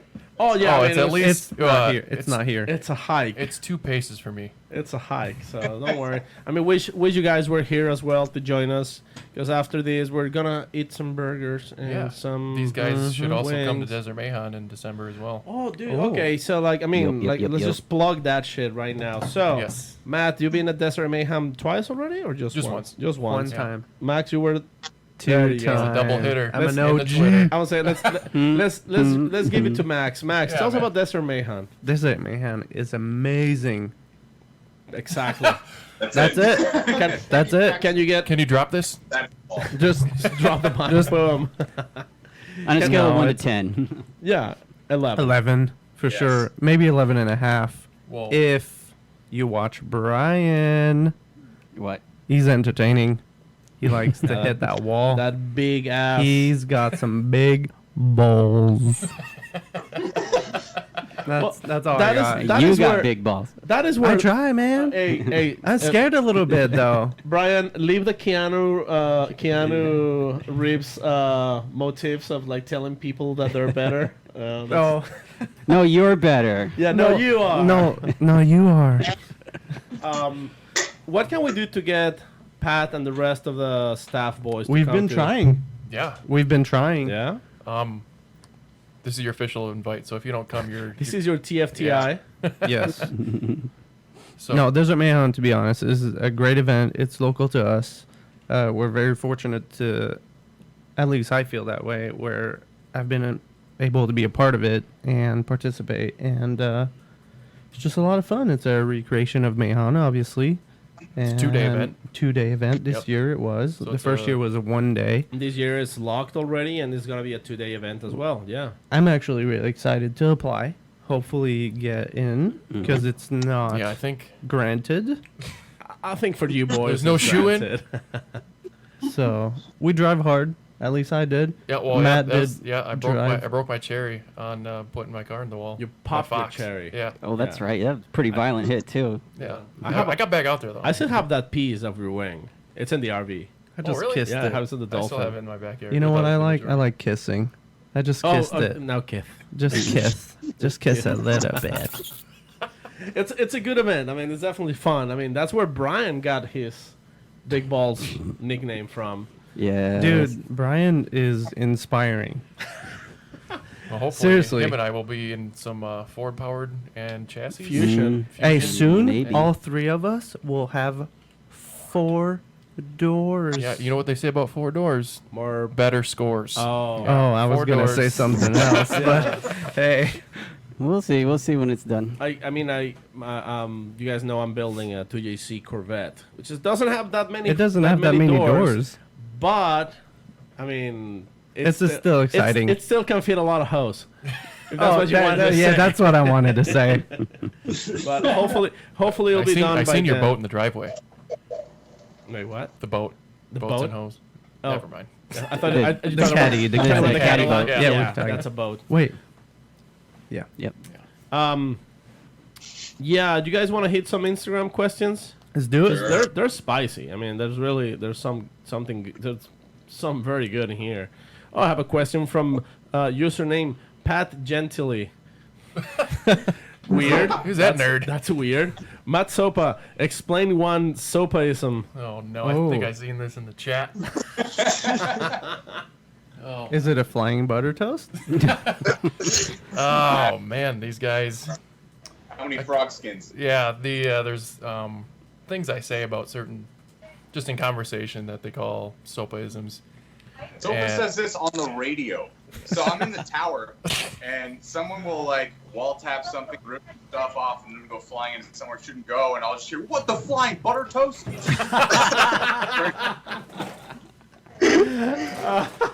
Yeah, this. Because you're trying to be PG Grateful, yes. Yeah, because we're aware that our channel isn't exactly private. Yeah. Or encoded or encrypted or whatever. But yeah, so we got to be PG. That's not even where it's mostly from Doug Artis and I think my dad that I got all these soapisms from, like frog skins is just something I like to call cash money, and juicy fruiting around I got for my buddy AJ in Wisconsin. That's just like, you know, I think that's self-explanatory.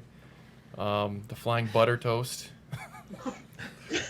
I think that's from Doug too. It's so stupid.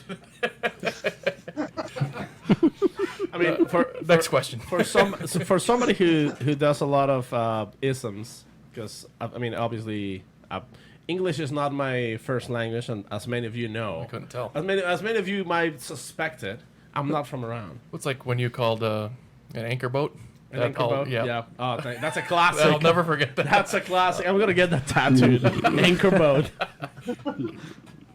Don't laugh, Pat. I'm listening.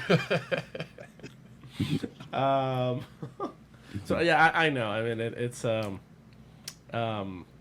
funny. My girl and I were talking about like I find the thing we were talking about you, and she's like, "Yeah, Matt seems like it's like a very nice guy. Like, you know, he's not like he won't say like gnarly things, you know." Because we were talking about the show, yeah, and that we say like the darndest things. She's like, "No, I think Matt's very nice." They like, will. We can say the darndest things. They'll just be a little cloaked, and you'll know. Username Pat Goodin. He's asking, have you guys ever thought of using softer and lighter clipping points? Asking for 2F performance. Thanks, Pat. Don't worry. I think Pat replied to that. I'll let him take it. I did. That was Chris. No, that was Chris. Yeah, that's what I said. Chris, take it. I replied to it. We've often thought, you know, a case in point is Irwindale for the chicane cones. We put a K rail there, and nobody ever hits the K rail. There's no restarts at Irwindale. So we're thinking if we just fill the clipping points with concrete, they'll never hit them again. Well, they'll hit them once. It was that diagonal concrete K rail, right? Yeah. That shit looks scary. Hey, it worked. Don't touch my clipping point, man. Don't drop that. If you ever like get to walk the start, yeah, it's intimidating. I have Drift RS on the Snapchat and the Super Chat on YouTube. Super Chat. Super Chat. We have a Super Chat question. Actually, he has 2 questions. Oh, did he pay double for that kind of action? Yeah, he paid that much for like it's $1 each. Dang. First question is eggplant. That's a question. That just send the emoji of an eggplant. A baby holding an apple. Yeah, that's straight up just eggplant. And for his other question, he says, "Paco says the darndest things." Oh, thank you. He does. He does, right? He does. That's a statement. Thank you. That's Thank you. Dated, or is that just That was a waste of $2, my guy. I mean, you got on the show for you. Congratulations. Thanks there, Fres. I'll heart those $2. Thanks so much. Username Dylan Hughes 129. He's like a do you guys pro-am guy. Do you guys brought all your friends to the Instagrams? Like, he's asking, I'm excited to listen to this one. I feel like these guys are the true heroes of FD. Haha, professional cat herders. Are you guys cat herders? Sometimes. A Sometimes. lot of times when we got to announce the winner in front of the crowd or whatever, it can get pretty hectic down there, especially with media and the drivers. So you got to be like, hey, you guys want to take this car to the podium, or you want to whistle Dixie? That's one of them. Matt Sopaism? Yeah, so Whistle Dixie. I know a lot of, one time me and Lorette, she's like, what can I do here? I'm like, no, we ain't got time. And I was like, but then we kind of did. I was like, I felt kind of shitty. Because we were like on a hard cut. I forget what track, but yeah, so definitely a lot of shepherding. What were you guys saying back there on the Skype? Oh. There's a baby. We had a tough cutoff. We've actually had numerous situations that like nobody ever knows about. And, you know, we have constraints at certain tracks and at certain places. So when we're within a certain time constraint, sometimes we might make the show by like a minute or 30 seconds. So we're talking about a 2 hour and a 2.5 hour top 16, and we get it done 30 seconds before everything would get shut off. So in that situation, we were like really flirting with the limit. So Yeah. Sopa tried to kind of go in and try to handle the situation, and he lost. Good stuff. It happens a lot. That seems like that's a thing, huh? Yeah. I think this question is for Zach. This is from username Ryan Turk. Haha, this should be good. I saw that comment. Paco, do I need to explain the punctuation? No, I think just Ryan Turk just being an a-hole. Why would we do that to Zach? Zach was very excited to ask the question. So I'm just going to ban username Ryan Turk. I'm going to move to the next question. Actually, this one's from username Josh Robinson 530. He's a short Australian, He's right? tiny. Yeah. He's a tiny dude. He's asking, top 5 crazy things you've seen Pro 2 teams do. Ooh, I got top 5, or I got number 5. All right. The track. Hold on. Let me finish. The track staff spends so much time shaking their heads. I'm surprised they don't all have arthritis. Or do we? I got a good one for Josh. So Josh's first year, he did very well in Orlando. Yeah. He couldn't make, what was it, like a top 4 or something? He couldn't make the next battle. Yeah, because he sucks. No. Wait, no, sorry. I wasn't gonna say that. That was you. If you're listening, He Jim. couldn't make the next battle. He called 5. I think his team was scrambling. It was pretty hectic. We all knew he ran out of gas. And I asked him later. I was like, "Hey, Josh, what happened?" He's like, "Oh, mechanical." I'm like, "Mechanical." He wouldn't tell me he ran out of gas. I just love it, like Pat in the back's like, say it right. All right. How many White Claws are you in? What? Which one? I don't know. Chris, 2. tell us what happened Dose. when Josh ran out of gas. He couldn't make the battle. His weekend was over. But I think he already wouldn't used his tell me 5. He ran out of gas, even though we all knew he did. He just said mechanical. Good job, Josh Robinson. Good job. Can't blame him. He's one of our favorite. I love having him on the show because he likes to hit back. Like, he's got no breaks when it comes to shitting on people. So I think it's a good opportunity that's to why shit you on just him. took a little coil on him a little bit ago? Yeah. Or? Okay. No, it's one of my favorites. Top crazy. That was one moment. You That's guys one. have Yeah, he stole my moment. Chase was like chasing, like shaking his hand, Chase, like. got one? I don't know. I mean, I've seen like countless times of. I mean, it's kind of applies to pro as well, but I've seen it definitely in pro too, where they enter the burnout box, they do their burnouts, they run up to the line, and it's all clear, we're good to go, and we send them, and then next thing you know, we see some like shiny thing fly out of the car or something, and it's like A UFO. you left your tools in the car or like a socket in there. I've picked up sockets in the middle of the track. Like, come on, guys! Like, I pick still have your some tools. up, please. Yeah, I think I got a flashlight. There's been You got a flashlight? Whose flashlight was that? So It was Max's. Of He course. hasn't left. Stefan is in the bag, like, no, that's not his. Chris got a This is laptop on a neighbor. car once. What was that? Yeah. Yeah, Christoph's Blush, he left. He was ready to send him in the burnout box, and I look at his car, and there's a tire iron on the cowl. Like, hold on, and grab it, and he gives me like the prayer hands, and I toss it into the grass. But that would have been pretty interesting on track. That's in that Dale Earnhardt box There was right a now. time What are where you there was talking also a jack stand under his car. He's still there saying, about? That little guy? I don't worry about that little look guy. at him. It's taco. That's pretty nice. Yeah, Christoph's good at like. Are those your beads there, Oh, Paco, these or- are some. Yes, these are glass bearings.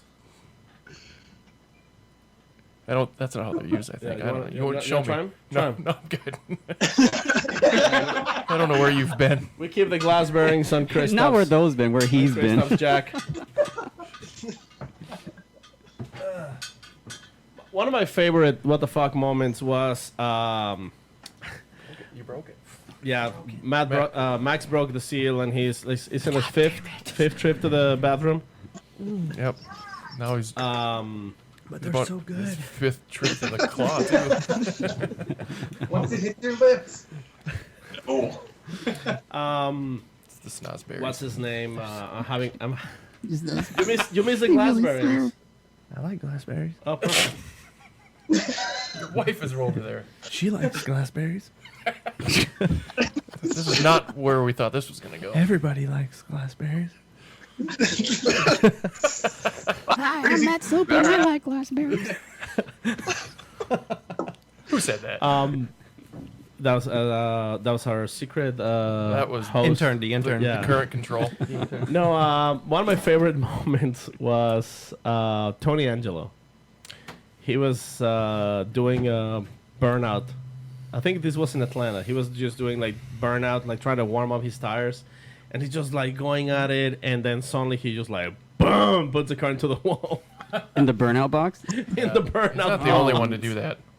Oh, which one is another one? I mean, if there was walls in Atlanta, a lot of people would hit the on either side. I always wondered if that happened. They're always in the grass. I don't understand. Or hitting clipping points. Yeah. Or cones. Yeah. I think one of the gnarliest was Fields and Carney's accident in Canada 2017. Oh, yeah. Matt Field and Dean Carney. Carney? Yeah, that was what bad. happened? That was the first event I ever ran start, but so it was it was across the track, but they were, and I don't know how far they were in the battles, but Carney was chasing and he got a little love, and then right into the wall, and it was. But the best part about that, it wasn't the accident, it was the fact that Matt got his car back together, and I know Pat will never forget this, but he comes to the line, after the tow truck incident and everything else. And Pat was like, so how's Matt Field doing? I was like, well, he's NA right now because that accident actually like cracked the supercharger housing, and so they took the belt off and just ran it, I think, just on nitrous because they had a self-learned tune, and it actually held up pretty damn well. I was super impressed by that. Yeah, I remember that. That was a good moment for him. Yeah. Serious thrashing on that thing. Any other crazy moments you guys want to add that you remember real quick before we move to the next question? Yeah, I got one. I'm not going to say who it is. Oh, or, what better be team or where. juicy. But this probably the best 5-minute call effort, and 5-minute calls get pretty frantic, and those guys are really busting, and it's just kind of a thrash and get this thing back out sort of situation. It was while I was running grid. I had to run from the grid all the way back to the pit where they were working on the car, and I got there, and there was the car had wise fab, and most of the wise fab was still there, aside from one yellow ratchet strap that was replacing one of the suspension links. Obviously, we didn't let that car run, but that was one of the most creative things that I've seen someone try to come up with. Jeez. Yeah, just a cat. You see a lot of. I've seen a few suspension stuff, like just break in the burnout box, which is kind of odd to see because a lot of the car, like I think one of the coolest things is I think the Wardhouse guys got they can burn out and scrub their front tires at the same time. Yeah. They got that mastered, Mm-hmm. and because they like do a backwards burnout and then the fronts are scrubbing at the same time. But a lot of that like puts some stress on a lot of stuff, and I've seen a lot of stuff break because of that if they get in a weird situation. It's pretty crazy. I have a super chat question from Spike24024. It's pretty decent. He's asking, what's your guys' favorite cars? Favorite car, Max, quick. Stop texting. End the show. My wife's right over there. Who are you texting? Favorite car. Busted. Ooh, on spot. You know, for the longest time, my favorite car was Turks. Just for the anti-lag and all the popping and cracking, and it was Yeah, pretty for us. crazy. And yeah, now it's a little different. It's a little bit more tame. I still like his driving, and I would say probably it's, rest in peace. I know, Turk's it's a new old car, chassis, yeah. but you know It's what? not the same, but I mean, I definitely like him now. He's doing very good this year. What do you mean now?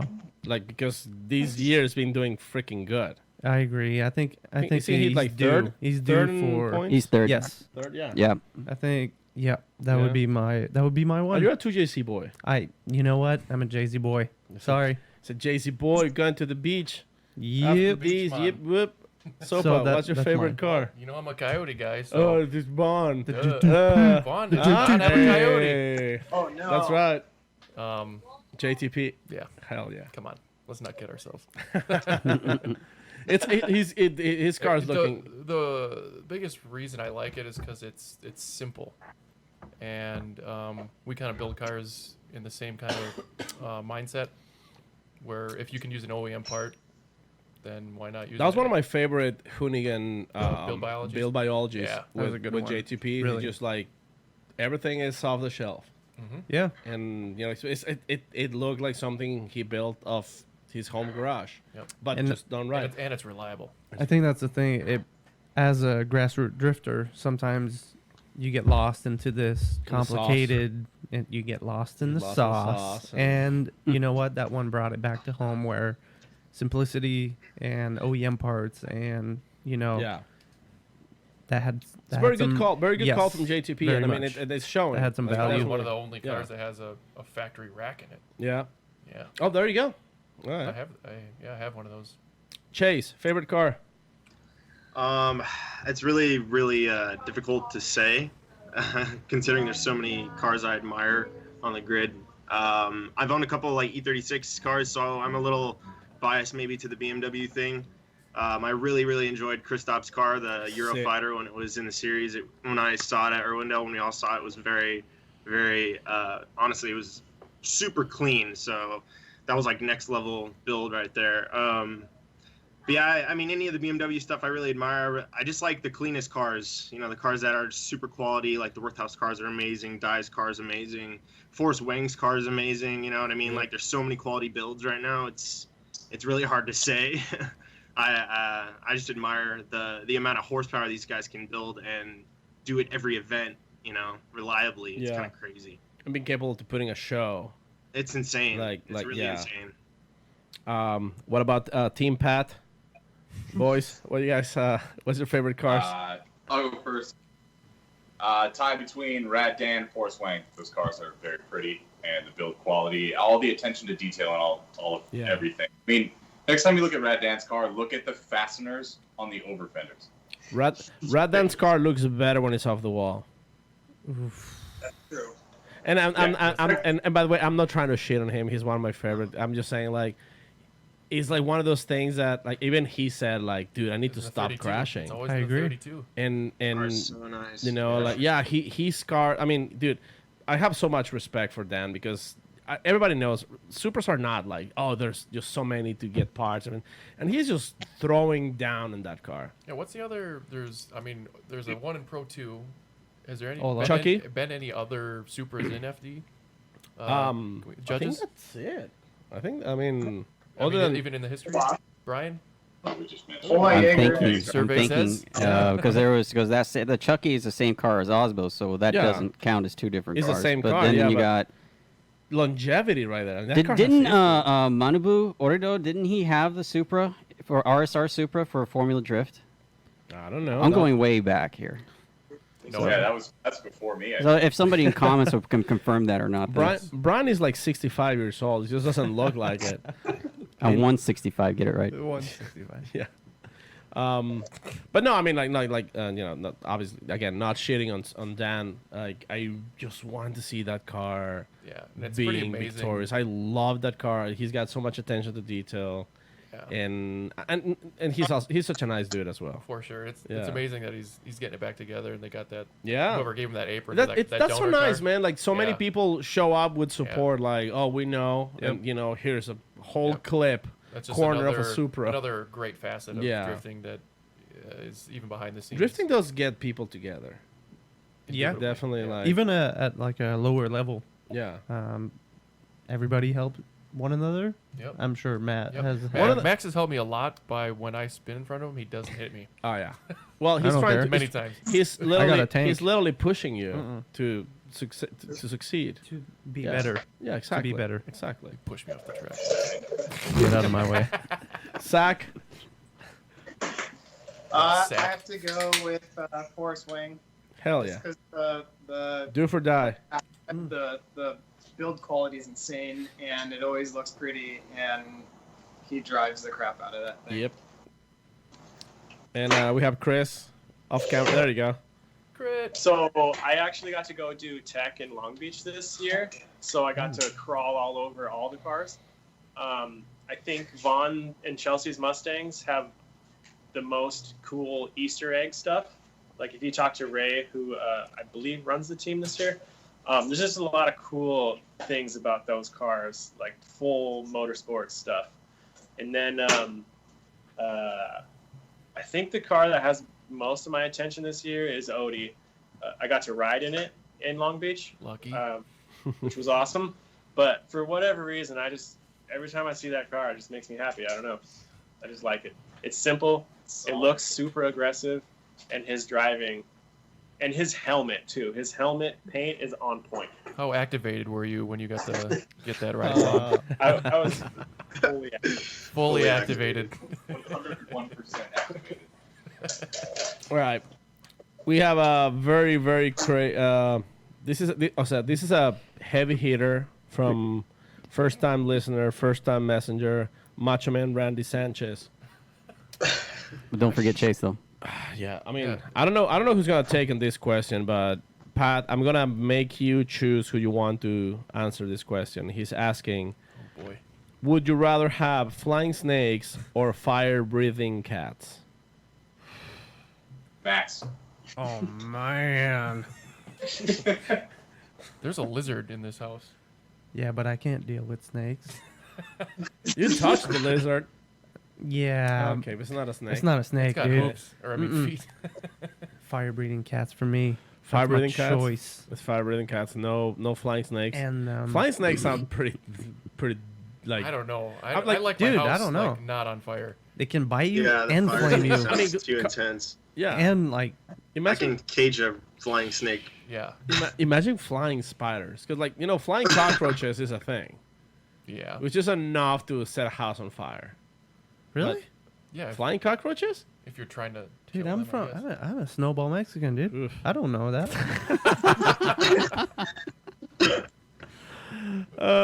We have a question from username Formula Dread. I haven't heard from Oh, this Luke. guy. What's the new living the track in rental shenanigans? What? What's- Leading track rental and shenanigans. Like that's a question. What's the new living the track in rental shenanigans? Oh, leaving the track. I think Oh, like a lot of times. I don't know. I'll let Pat answer this. Whenever we leave the track with the minivan, we're driving on the track surface. The wheels accumulate cat turds Yeah. in The cat rubber. turds. That's what I was gonna say. So every time we leave, we're on the freeway. We're like Pat's it left to right, trying to toss those cat turds off because the tires are way super unbalanced. Yeah, it's pretty awesome. I mean, obviously that's exactly what you're trying to do. They're not trying to do a burnout on a rental minivan. Never. Not ever. Duh. You get in trouble for that? Luke definitely did not utilize. Yeah, Sam the knows that one. Let me see. I have one. What you got? From We never heard Chase's favorite car. We did. We did? Yeah. Okay. Let me see.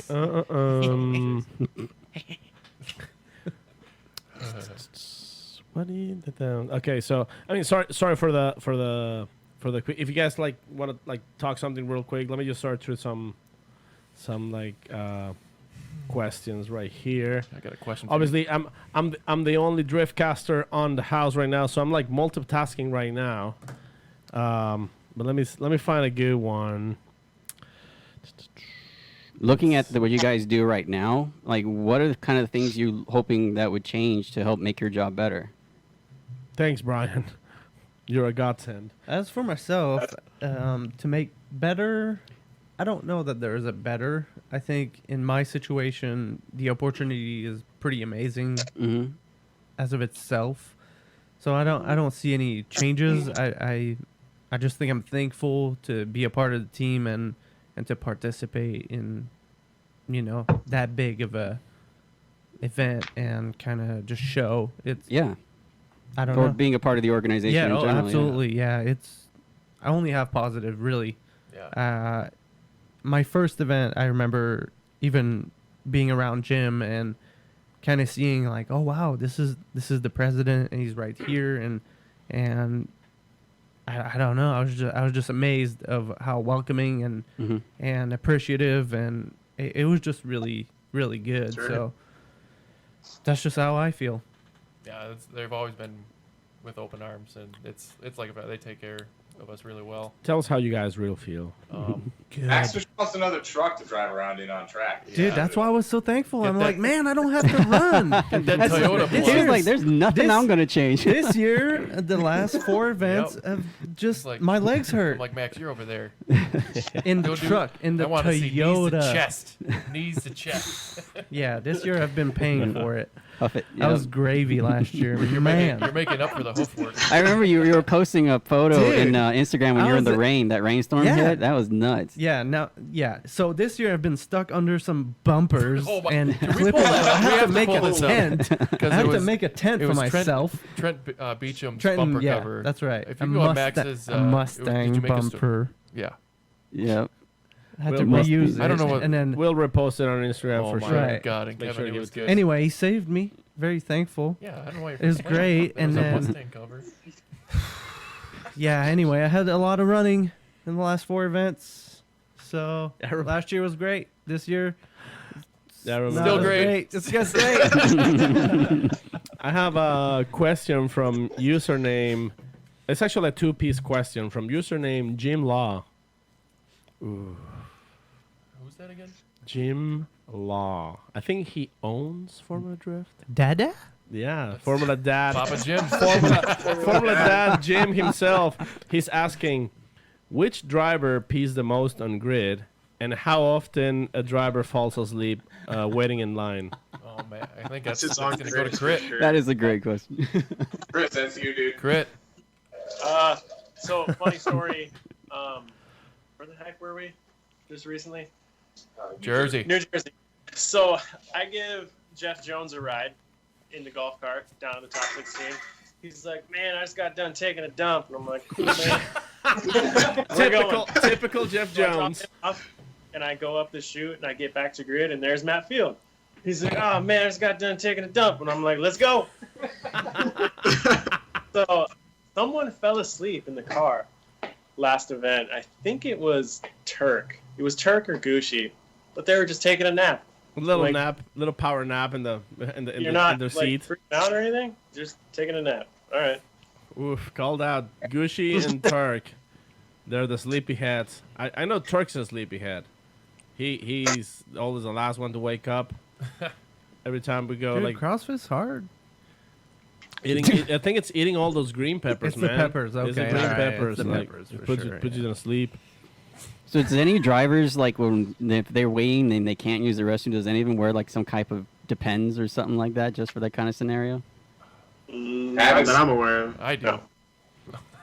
They're all getting rides to the restroom. I have a. This is more of a request from Andrew Rodier. Can I get a Pat Gooding impression? Right here. Oh, here comes Oh. Pat. All right, cameras on Pat. All eyes on Pat. You just gotta roll your Play-Doh snakes. Yeah. You're hanging out rolling your Play-Doh snakes. All right. That's it. Hey, what's up? Oh, that's it? Wait, what's up, Pat? How many Twisted Teas you had today? 4. Yeah, that sounds great impersonation. That's perfect. I have another super chat question from a Spike 24024. Who's your favorite driver to work with? Do you guys actually have to work with a driver? Not really, right? We're all working with each other. Holding hands in the House of Drift, if you will, or I was kind of trying to make a religious joke there, but allowed. I think one of the most friendly drivers that I like was Farouk. I was always thinking positive. Farouk. Yeah, That's the always- driver I had in my mind right away. Always positive, Yeah. Even when Definitely. things aren't going totally in his favor or as he would like it to. It's still always in a good mood and smiling and just being Farouking around. Yeah, he's the best, man. I love Farouk. I think Robbie was that for me. Robbie? Yeah, Robbie's really I think big. Robbie was that guy. Robbie Nishida? Yeah. Definitely. He still is. He's still. I mean, Actually, so now he needs to come out with his own I series. was gonna say. So now Robbie's part of your team. Now Correct. he joined the Formula Drift forces. So what is he doing with you guys? He's our driver liaison. Yeah, Robbie is the driver liaison. So it was a position that was formerly done by Steve Choi back when he was with Formula Drift, and then it kind of got absorbed by Race Control. And over the years we kind of realized that Race Control didn't really have the time to be dealing with all of the rest of the things with competition, and then also be able to give something like a protest, enough time to really look through it correctly without causing a huge stoppage in the show. So bringing Robbie on as the driver liaison made him. Sorry, So Pat. Robbie- Sorry, Pat. I have a couple children here in the studio that just. I didn't know that was gonna happen. They can't be a little respectful to. Get out of here, you creep. Back to you. Yeah, but Robbie can give a pro driver's perspective to any sort of situation, which is it's a super valuable thing to have in the tower. So when someone comes in with a protest, Robbie can look at it as if from both drivers' perspectives because he's been there. Yeah. So kind of Robbie's primary responsibility is he's the guy to kind of field the protests if spotters and teams have questions about certain things. Oh yeah, I've seen drivers yelling at him. Yeah, and sorry to any spotters, anybody who's asked me a question while I'm in the tower, but I'm having 3 conversations at the same time because there's always these guys in my ear. I've got judges and I've got live stream and everybody else. So if I ever give you this, there we go. Is that a sobriety test? If I ever give you this one, it's not like you're not important. It's there are other things that are currently happening that I can't pull myself away from. So Robbie is that person who is available to handle those things. I mean, yeah, it's kind of like putting Robbie, kind of like one of the nicest guys, right on the line of fire. Big time. I've seen a lot of drivers just go and yell at him. What the hell's going on like this and that? And Robbie's like, oh, I'm sorry. He's almost too nice to a fault. He just pacifies everybody, and he gets very zen, and they send them with a blessing back to the trailer. That's probably how. Robbie's very nice, but he's also 100% not afraid to tell you that you're wrong, which is a great quality to have when you're in that position. But I've seen him tell people, no, I don't think you're correct here. And that's ultimately his call. When someone comes in with a protest, he'll take a look at things, and if that protest is not legitimate, or he'll look at the footage and go, no, there's nothing you can protest here. The thing is, he can communicate that very well. The way I feel about protests is that, most drivers and crew people, they're not watching the exact same thing, and sometimes they feel like they actually deserve the protest. And, we've seen a very few cases. I think it was a Ken Gushi versus Matt Field, where there's like a protest where actually they had to go again. And yeah, there was relatively recently last year in Atlanta. Because was it? No, it was between Matt Kaufman and Gucci.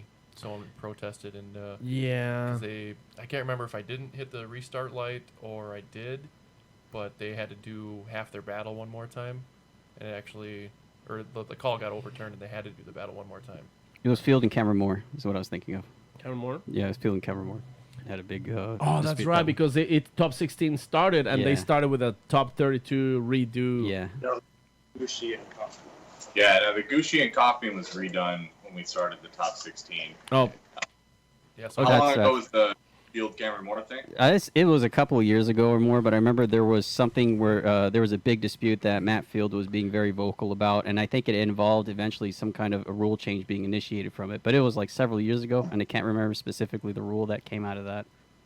It was Canada. Canada. Okay. Canada. eh? A. Almost made it. Max is rolling his eyes like, No, I'm French Canadian. Yeah. I don't say A. A.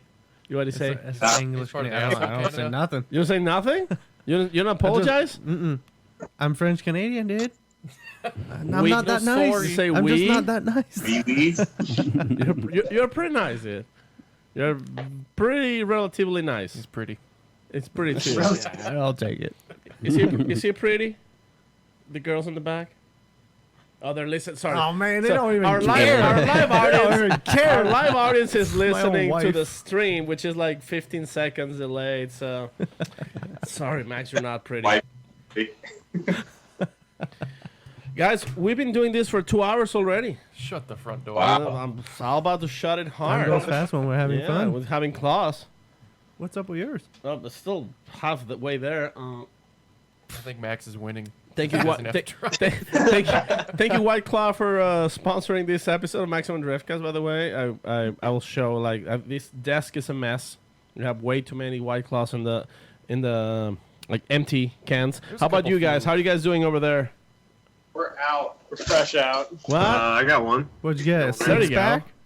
You guys came prepared. It looks like Chase is finally getting dark, whatever he's at. Yeah, I'm still outside. So It's like 10 p.m. of the day. yeah, What- Riverside in California. What time is it? It's 10 p.m. of It's the like day. 8:20. Yeah, it's starting to Yeah, get say dark. out 20 here. Okay, got it. What do you guys think? Yes, is there anything we need to touch? Anything we're missing? I don't know. You got any like super duper chats left, or what are we talking? Let me see. I think we are out of super chats, but let's just do something real quick. Let's just get everybody's social media. Let's just plug it real quick. Max, where can people find you and your Cherry Cola, SE, 2J, It's root Big beer. Wheels, Old Style? Mm-hmm. Yeah. Mm-hmm. It's a mouthful, Yeah. but it's Circus Maximus Motors. That's not that. Can you That's just it. reduce it to Circus It's- Maximus, or is it taken? It's taken. What about Circus Maximus Drift? That's You know what? So basic. But that's an option. I'll Okay. consider it. As of right now, Circus Maximus Motors. Circus where Maximus you can find Motors, me. not Motorsports. No, just motors. Max's stories are pretty on point. Uh-huh. You know, Yeah. Yeah, he's a character. Max is I do fine, me. I was gonna say yeah, like is you're like my third suggested stories. 'Cause it's just fun for the entire family. It's never It's bad. healthy. Yeah, it's pretty healthy. Matt, we Yeah, plugged you yeah, way Like too that. much. Matt Sopo, 2 T's and No, 2 dude, T's. way Yep. too much. Actually, no. Somebody in the chat was actually saying, "How do you spell that?" So spell your name. MATTSOPPA. So wait, so you have TT and PP. Goddamn right. PT and PP. Double T, double P. Hit her in the Twitter. You. You. That was free. That was You free. filthy Mustang drivers, man. Wow. They're all rowdy. You wanna look into that fusion. I don't know what kind Back to the of fusion. filth this guy posts on his Instagram. Go check him out. It's clean. Let's go to Chase. How can people find you? You can find me on Instagram, just at Chase_the race. That's it. Chase underscore what? The race. The race. Chase the race. Chase the That's race. it. Ooh. I like that one. That's a good movie title, Brian. I Write like that down. that. I like that. Brian is our local movie director, guru, and stuff. Yeah, write that down, dude. That's a good movie title. Yeah, I'll Chase the play it. Race, Chase the race. starring Chase. Thank you. All right, Team Pat. Pat, Yeah. Yeah, that's you. you are Team Pat. I'm just at Pat Gentilli on Instagram. Good luck spelling it. Don't follow me. Zach. Underscore Z Richards underscore, but there's really just like golf cats and detailing stuff on there. That's about You it. said cats? Kitties. Yeah. Oh, Kitty that's out. Yeah, that's a hot I'm topic. in for cats. 2 rad kitties. Perfect. And Chris, you have a weird last name, so you're gonna have to spell It that rhymes one with too. truly. It's not weird. It's just Chris underscore Ewell. It's UHL. UHL. Yep, Chris UHL. Easy. that's the one. The Tandem King. Awesome. Boom, boom. One guys- day, you guys, and me. Do you guys have any calling questions you for out. us while we're here? Because I mean, Yeah, Paco, when are you gonna drift? Ooh, Paco, Paco, you Paco. have to put It's in your the turn. spot, huh? Yes. Yeah, so Duh. the van. You got the van. You so- got the vet. I'm You gonna- got the Cadillac. You got the Avalanche. Cadillac you is got all the other SC. natural Cadillac is disasters. front-wheel Yes, drive. DX, the dodgy bun. Jesus. All right, guys, calm down, calm down. Calmer you The are. Cadillac's front wheel drive. That big boat of a 68. And? Yeah, well, I don't It's a drift. front wheel drive. Wow. Next ride. Yeah. No, so the drift van, which I'll show you guys in a little bit when I take you to the tour on the junkyard.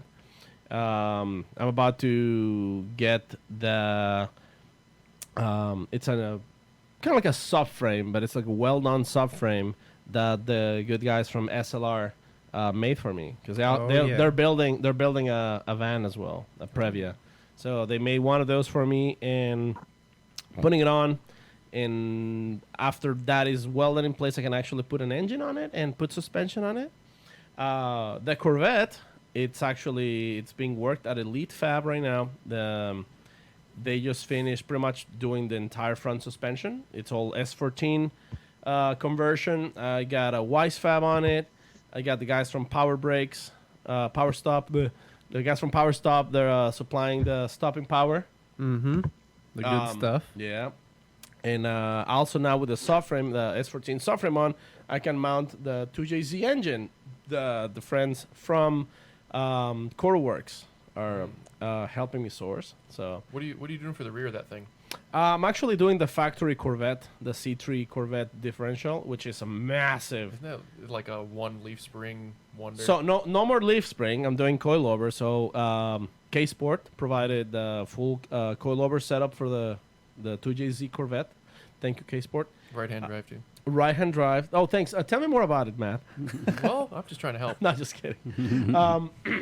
So yeah, I'm keeping the factory suspension, except I'm replacing all the leaf spring nonsense. I'm putting coilovers, but I'm keeping the factory differential. I'm doing the different crown and pinion because I was it gonna has, say because C3 is what, like 290. it's just like some 80s fuel Yes. economy Terrible. nonsense. Yeah, non-drift So- friendly. exactly. So Yeah. I'm definitely replacing crown and pinion, but the differential itself is already a factory LSD, which apparently it's like a very good diff. And the axles are actually like They're like drive shafts. aren't drive they? shafts. Yeah. They're like this thick. So How thick? How many C's? How many C's? Like But 3? how thick? Fully thick. Four 4 C's, C's? like thick. Like billion 4 C's? Yeah, that's That's real thick. We did a 3-inch body drop on the chassis, so the whole body's going down without affecting the suspension geometry, because we're trying to keep it, functional. Yes. I'm trying to work on some sick wheels. I'm still not sure, but I'm trying to go for like some Advent supers, like the 3-spoke. yeah. I think Nice. Max and I have been talking about this Yeah, a little we've bit. been Super Advance. Hell yeah. Some Yeah, lips. that's one of my We favorite like wheels. some lips. Some sig wheels. Yeah, get some lips. Some lips. lips. We like lips around here. So hopefully I can get that thing running this year. Might join you at Desert Mayhem. Desert Mayhem in That's what I'm December? aiming for. Yeah. Well, I'm very excited. So that would thanks be for great. putting me on the spot. I think you're just- due. Boom. I Yep. mean, I You're hope welcome. so. I hope so. If not, I'll just probably ride bitch with Brian on the LS400 In the front or in the back? in the bag like a boss, of course. The best place to be. Yeah. In the back. Yeah.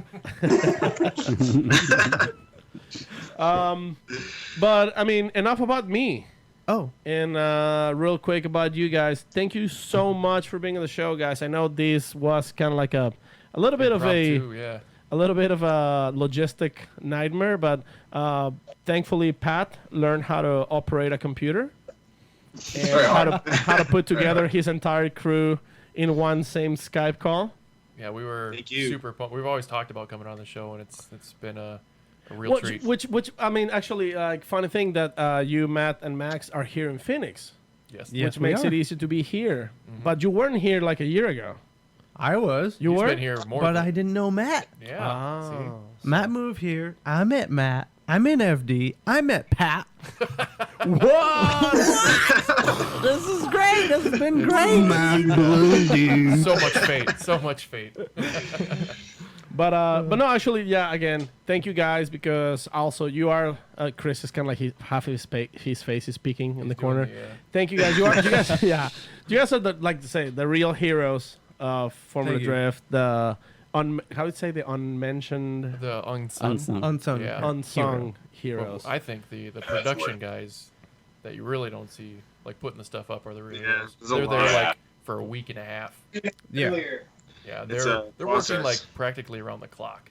So Yeah, you want to watch something incredible. Just like hover a drone over an FD event right after it ends, and just Oh, yeah. watch the guys tear that thing down. It's incredible. Yeah. Somebody I should mean- do a time lapse of that. We're Yeah, talking like as 5 minutes soon as after the final battle, event, yeah, dude. as soon as the final They're battle's over, on they're it. taking down Wow. the It's start arch. impressive. Yeah. Yeah. Yeah. So, and again, thank you guys for being awesome. Thanks for being here. Thanks for. Hopefully, you. this won't be the last time. Right. And hopefully, we'll get to hang out more often, since the Driftcast boys are not going to every single round this year. Well, I know where you live now, so Yeah, but you know where I live now, so Yeah. feel free to come hang out. Give my address to studio is. Team Pat, Chase, Trais. Trey. Trey. It's Come- it's yeah. at Trey Taylor. Come hang out. Every time you guys come to I Phoenix, know. you have a home and a place to Driftcast and party. Hell yeah. Hell yeah. Yeah. We So, appreciate it. with that said, anything else you guys want to add? I want to it? thank FD. They're doing Yeah. a marvelous job Especially at with the crew that really representing the drifting in the U.S. and seriously around the world. They're an amazing team. I'm lucky to be part of it, and thank you Max for is getting a having little me. sentimental. I am. starting Dude, to I, weep. I'm, I'm just like, dude, I'm a foreigner. This is amazing. And I Yeah. feel you on that. it's It was. Boom. It It's is- an opportunity, and I'm Yeah. really thankful. A what? And opportunity? a port. I don't That's know, a pepper man. jack. I don't know. This is the Frenchie. This is the Frenchie coming out. It's my Yeah. 8th and 10th. It's pretty surreal White to be a Claw. part Yeah, of it. perfect. It's amazing. It's the pinnacle of drifting series, So. basically. So yeah, Yeah. thank you. You guys on the Skype? And Pat is the man. Pat's a man. Pat's the man. It's Uncle Seriously, Pat. It's Uncle Pat. Yeah, It's Uncle I'm on the- Pat, and he's. yeah. Yes. Because we already have 2 dads. We can't have 3 dads. That'd get confusing. Yeah, we got an Pat's uncle. our- It's 2019. You It's can Uncle have Pat, as many and dads then- as you want and moms. The dads are Ryan and Jim. Yeah. Those are real dads. Kevin's sort of like track dad. He's Papa Tech. Or I'm Kev, sort of big like shout out to Kev for sure. Kevin's Papa Tech and I'm track dad. Yes. Yes, you Okay. are. No, we really appreciate the opportunity from FD to, allow us to do everything that we've done. We've all kind of come in from different backgrounds and different places, and we really have the coolest job in the world, aside from maybe driving the cars, which. Or hosting a shitty Driftcast. But no, it's been a really cool experience so far, and looking forward to more of it. Nice. Anybody else? I have a lot of guests. I just want to make sure that everybody. Chase. you No, haven't talked that's much. it. I mean, they pretty much nailed it. It's an amazing opportunity. We get to travel and get to hang out, and it's like the environment is so energetic. It's electric. It's awesome. So Boogie woogie. yeah, big Boogie big boogie. shout outs to all of our guys on track, for sure. Awesome. Love you, Zach, Chase. Chris. Got nothing else. They've all said it. Awesome. Well, with that being said, I'm just gonna take an opportunity to thank again our sponsors, AM Intakes. Thank you so much for being part of the Formula Drift team. Thanks, Chris. For being part of the Maximum Driftcast. They're sponsoring Back to the Fusion. Yep. Nice. Hey, Chris. Hi, Chris. Also, thanks again, Link ECU, for being part of the Formula Drift again. Actually, they're sponsors of Pro 2. Link ECU, they sponsor Pro 2. Is that correct? That's upside down. There you go. I thought you were from Canada, not Australia. Yeah. So thanks, Link ECU. You guys are great. Thanks for being such supportive of the sport. Also, thanks, Grid Life. And I hope to see you guys make it to a Grid Life event. You guys Colorado? My goal is to drive there. You guys Pretty applied? soon. You guys applied for Colorado? Unfortunately, I do not have the budget to go to yeah. Colorado, as I am supporting a friend going to Colorado for Pro-Am. I cannot make it to Grid Life, but I may. Oh, okay. But that's all we want. We don't know. Yeah, we don't know. I My like goal to is party. Yeah, drive one. We like to party. Party. Let's do it. You like to party? Who doesn't like to party? Are you- Party? I like to party. Do you I wanna mean, party? I like to- Let's party. All right, Brian, do you party? We like to party. There you go. We like to party. Sopa, you're going to Grid Life? You applied? No, I'm hoping to drive next year at one of them. Okay. Oh, yeah. Yeah, All bring, right. bring With the a party. fusion. Yeah. Yeah, perfect. And also, once again, thanks to our Patreons, which, by the way, we have a giveaway that we're going to do on the next episode. I just want to make sure that Sam and Corey are here. Sam is in England doing his Goodwood thing. Eating fish and chips. Yeah, Corey is in Thailand looking for lady boys.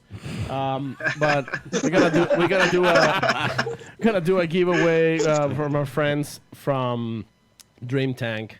They're making this pretty badass soaps and hand soaps. Give it a smell, guys. Like it smells very good. Like these are the Team Scoundrels boys. Scoundrels, huh? Yeah, they are. I know these They're guys. stepping it up, and they, that's a cool thing. I like supporting, like people who are like, we have an idea. We don't want money for free. Let's come up with a product, and yeah. So we're doing. We have a big giveaway happening in the next couple episodes. So stay tuned, and I'll give you all the details. And with that said, I want to thank Brian for manning up this mess of a show. Woo. Yep. What I like calling the clown car episode. Hey. Yeah. Because- That's a headliner there. I'll tell Yep. you that for free. So with that being said, thank you guys for joining us. Thank you you for having guys us. who are listening. Thanks for our live audience who are in the back. Now I can break the seal. And Brian, send us to Oblivion, please. To Oblivion. Oblivion and beyond. Better. You guys have a good night, everybody. Thank you. Thanks, guys.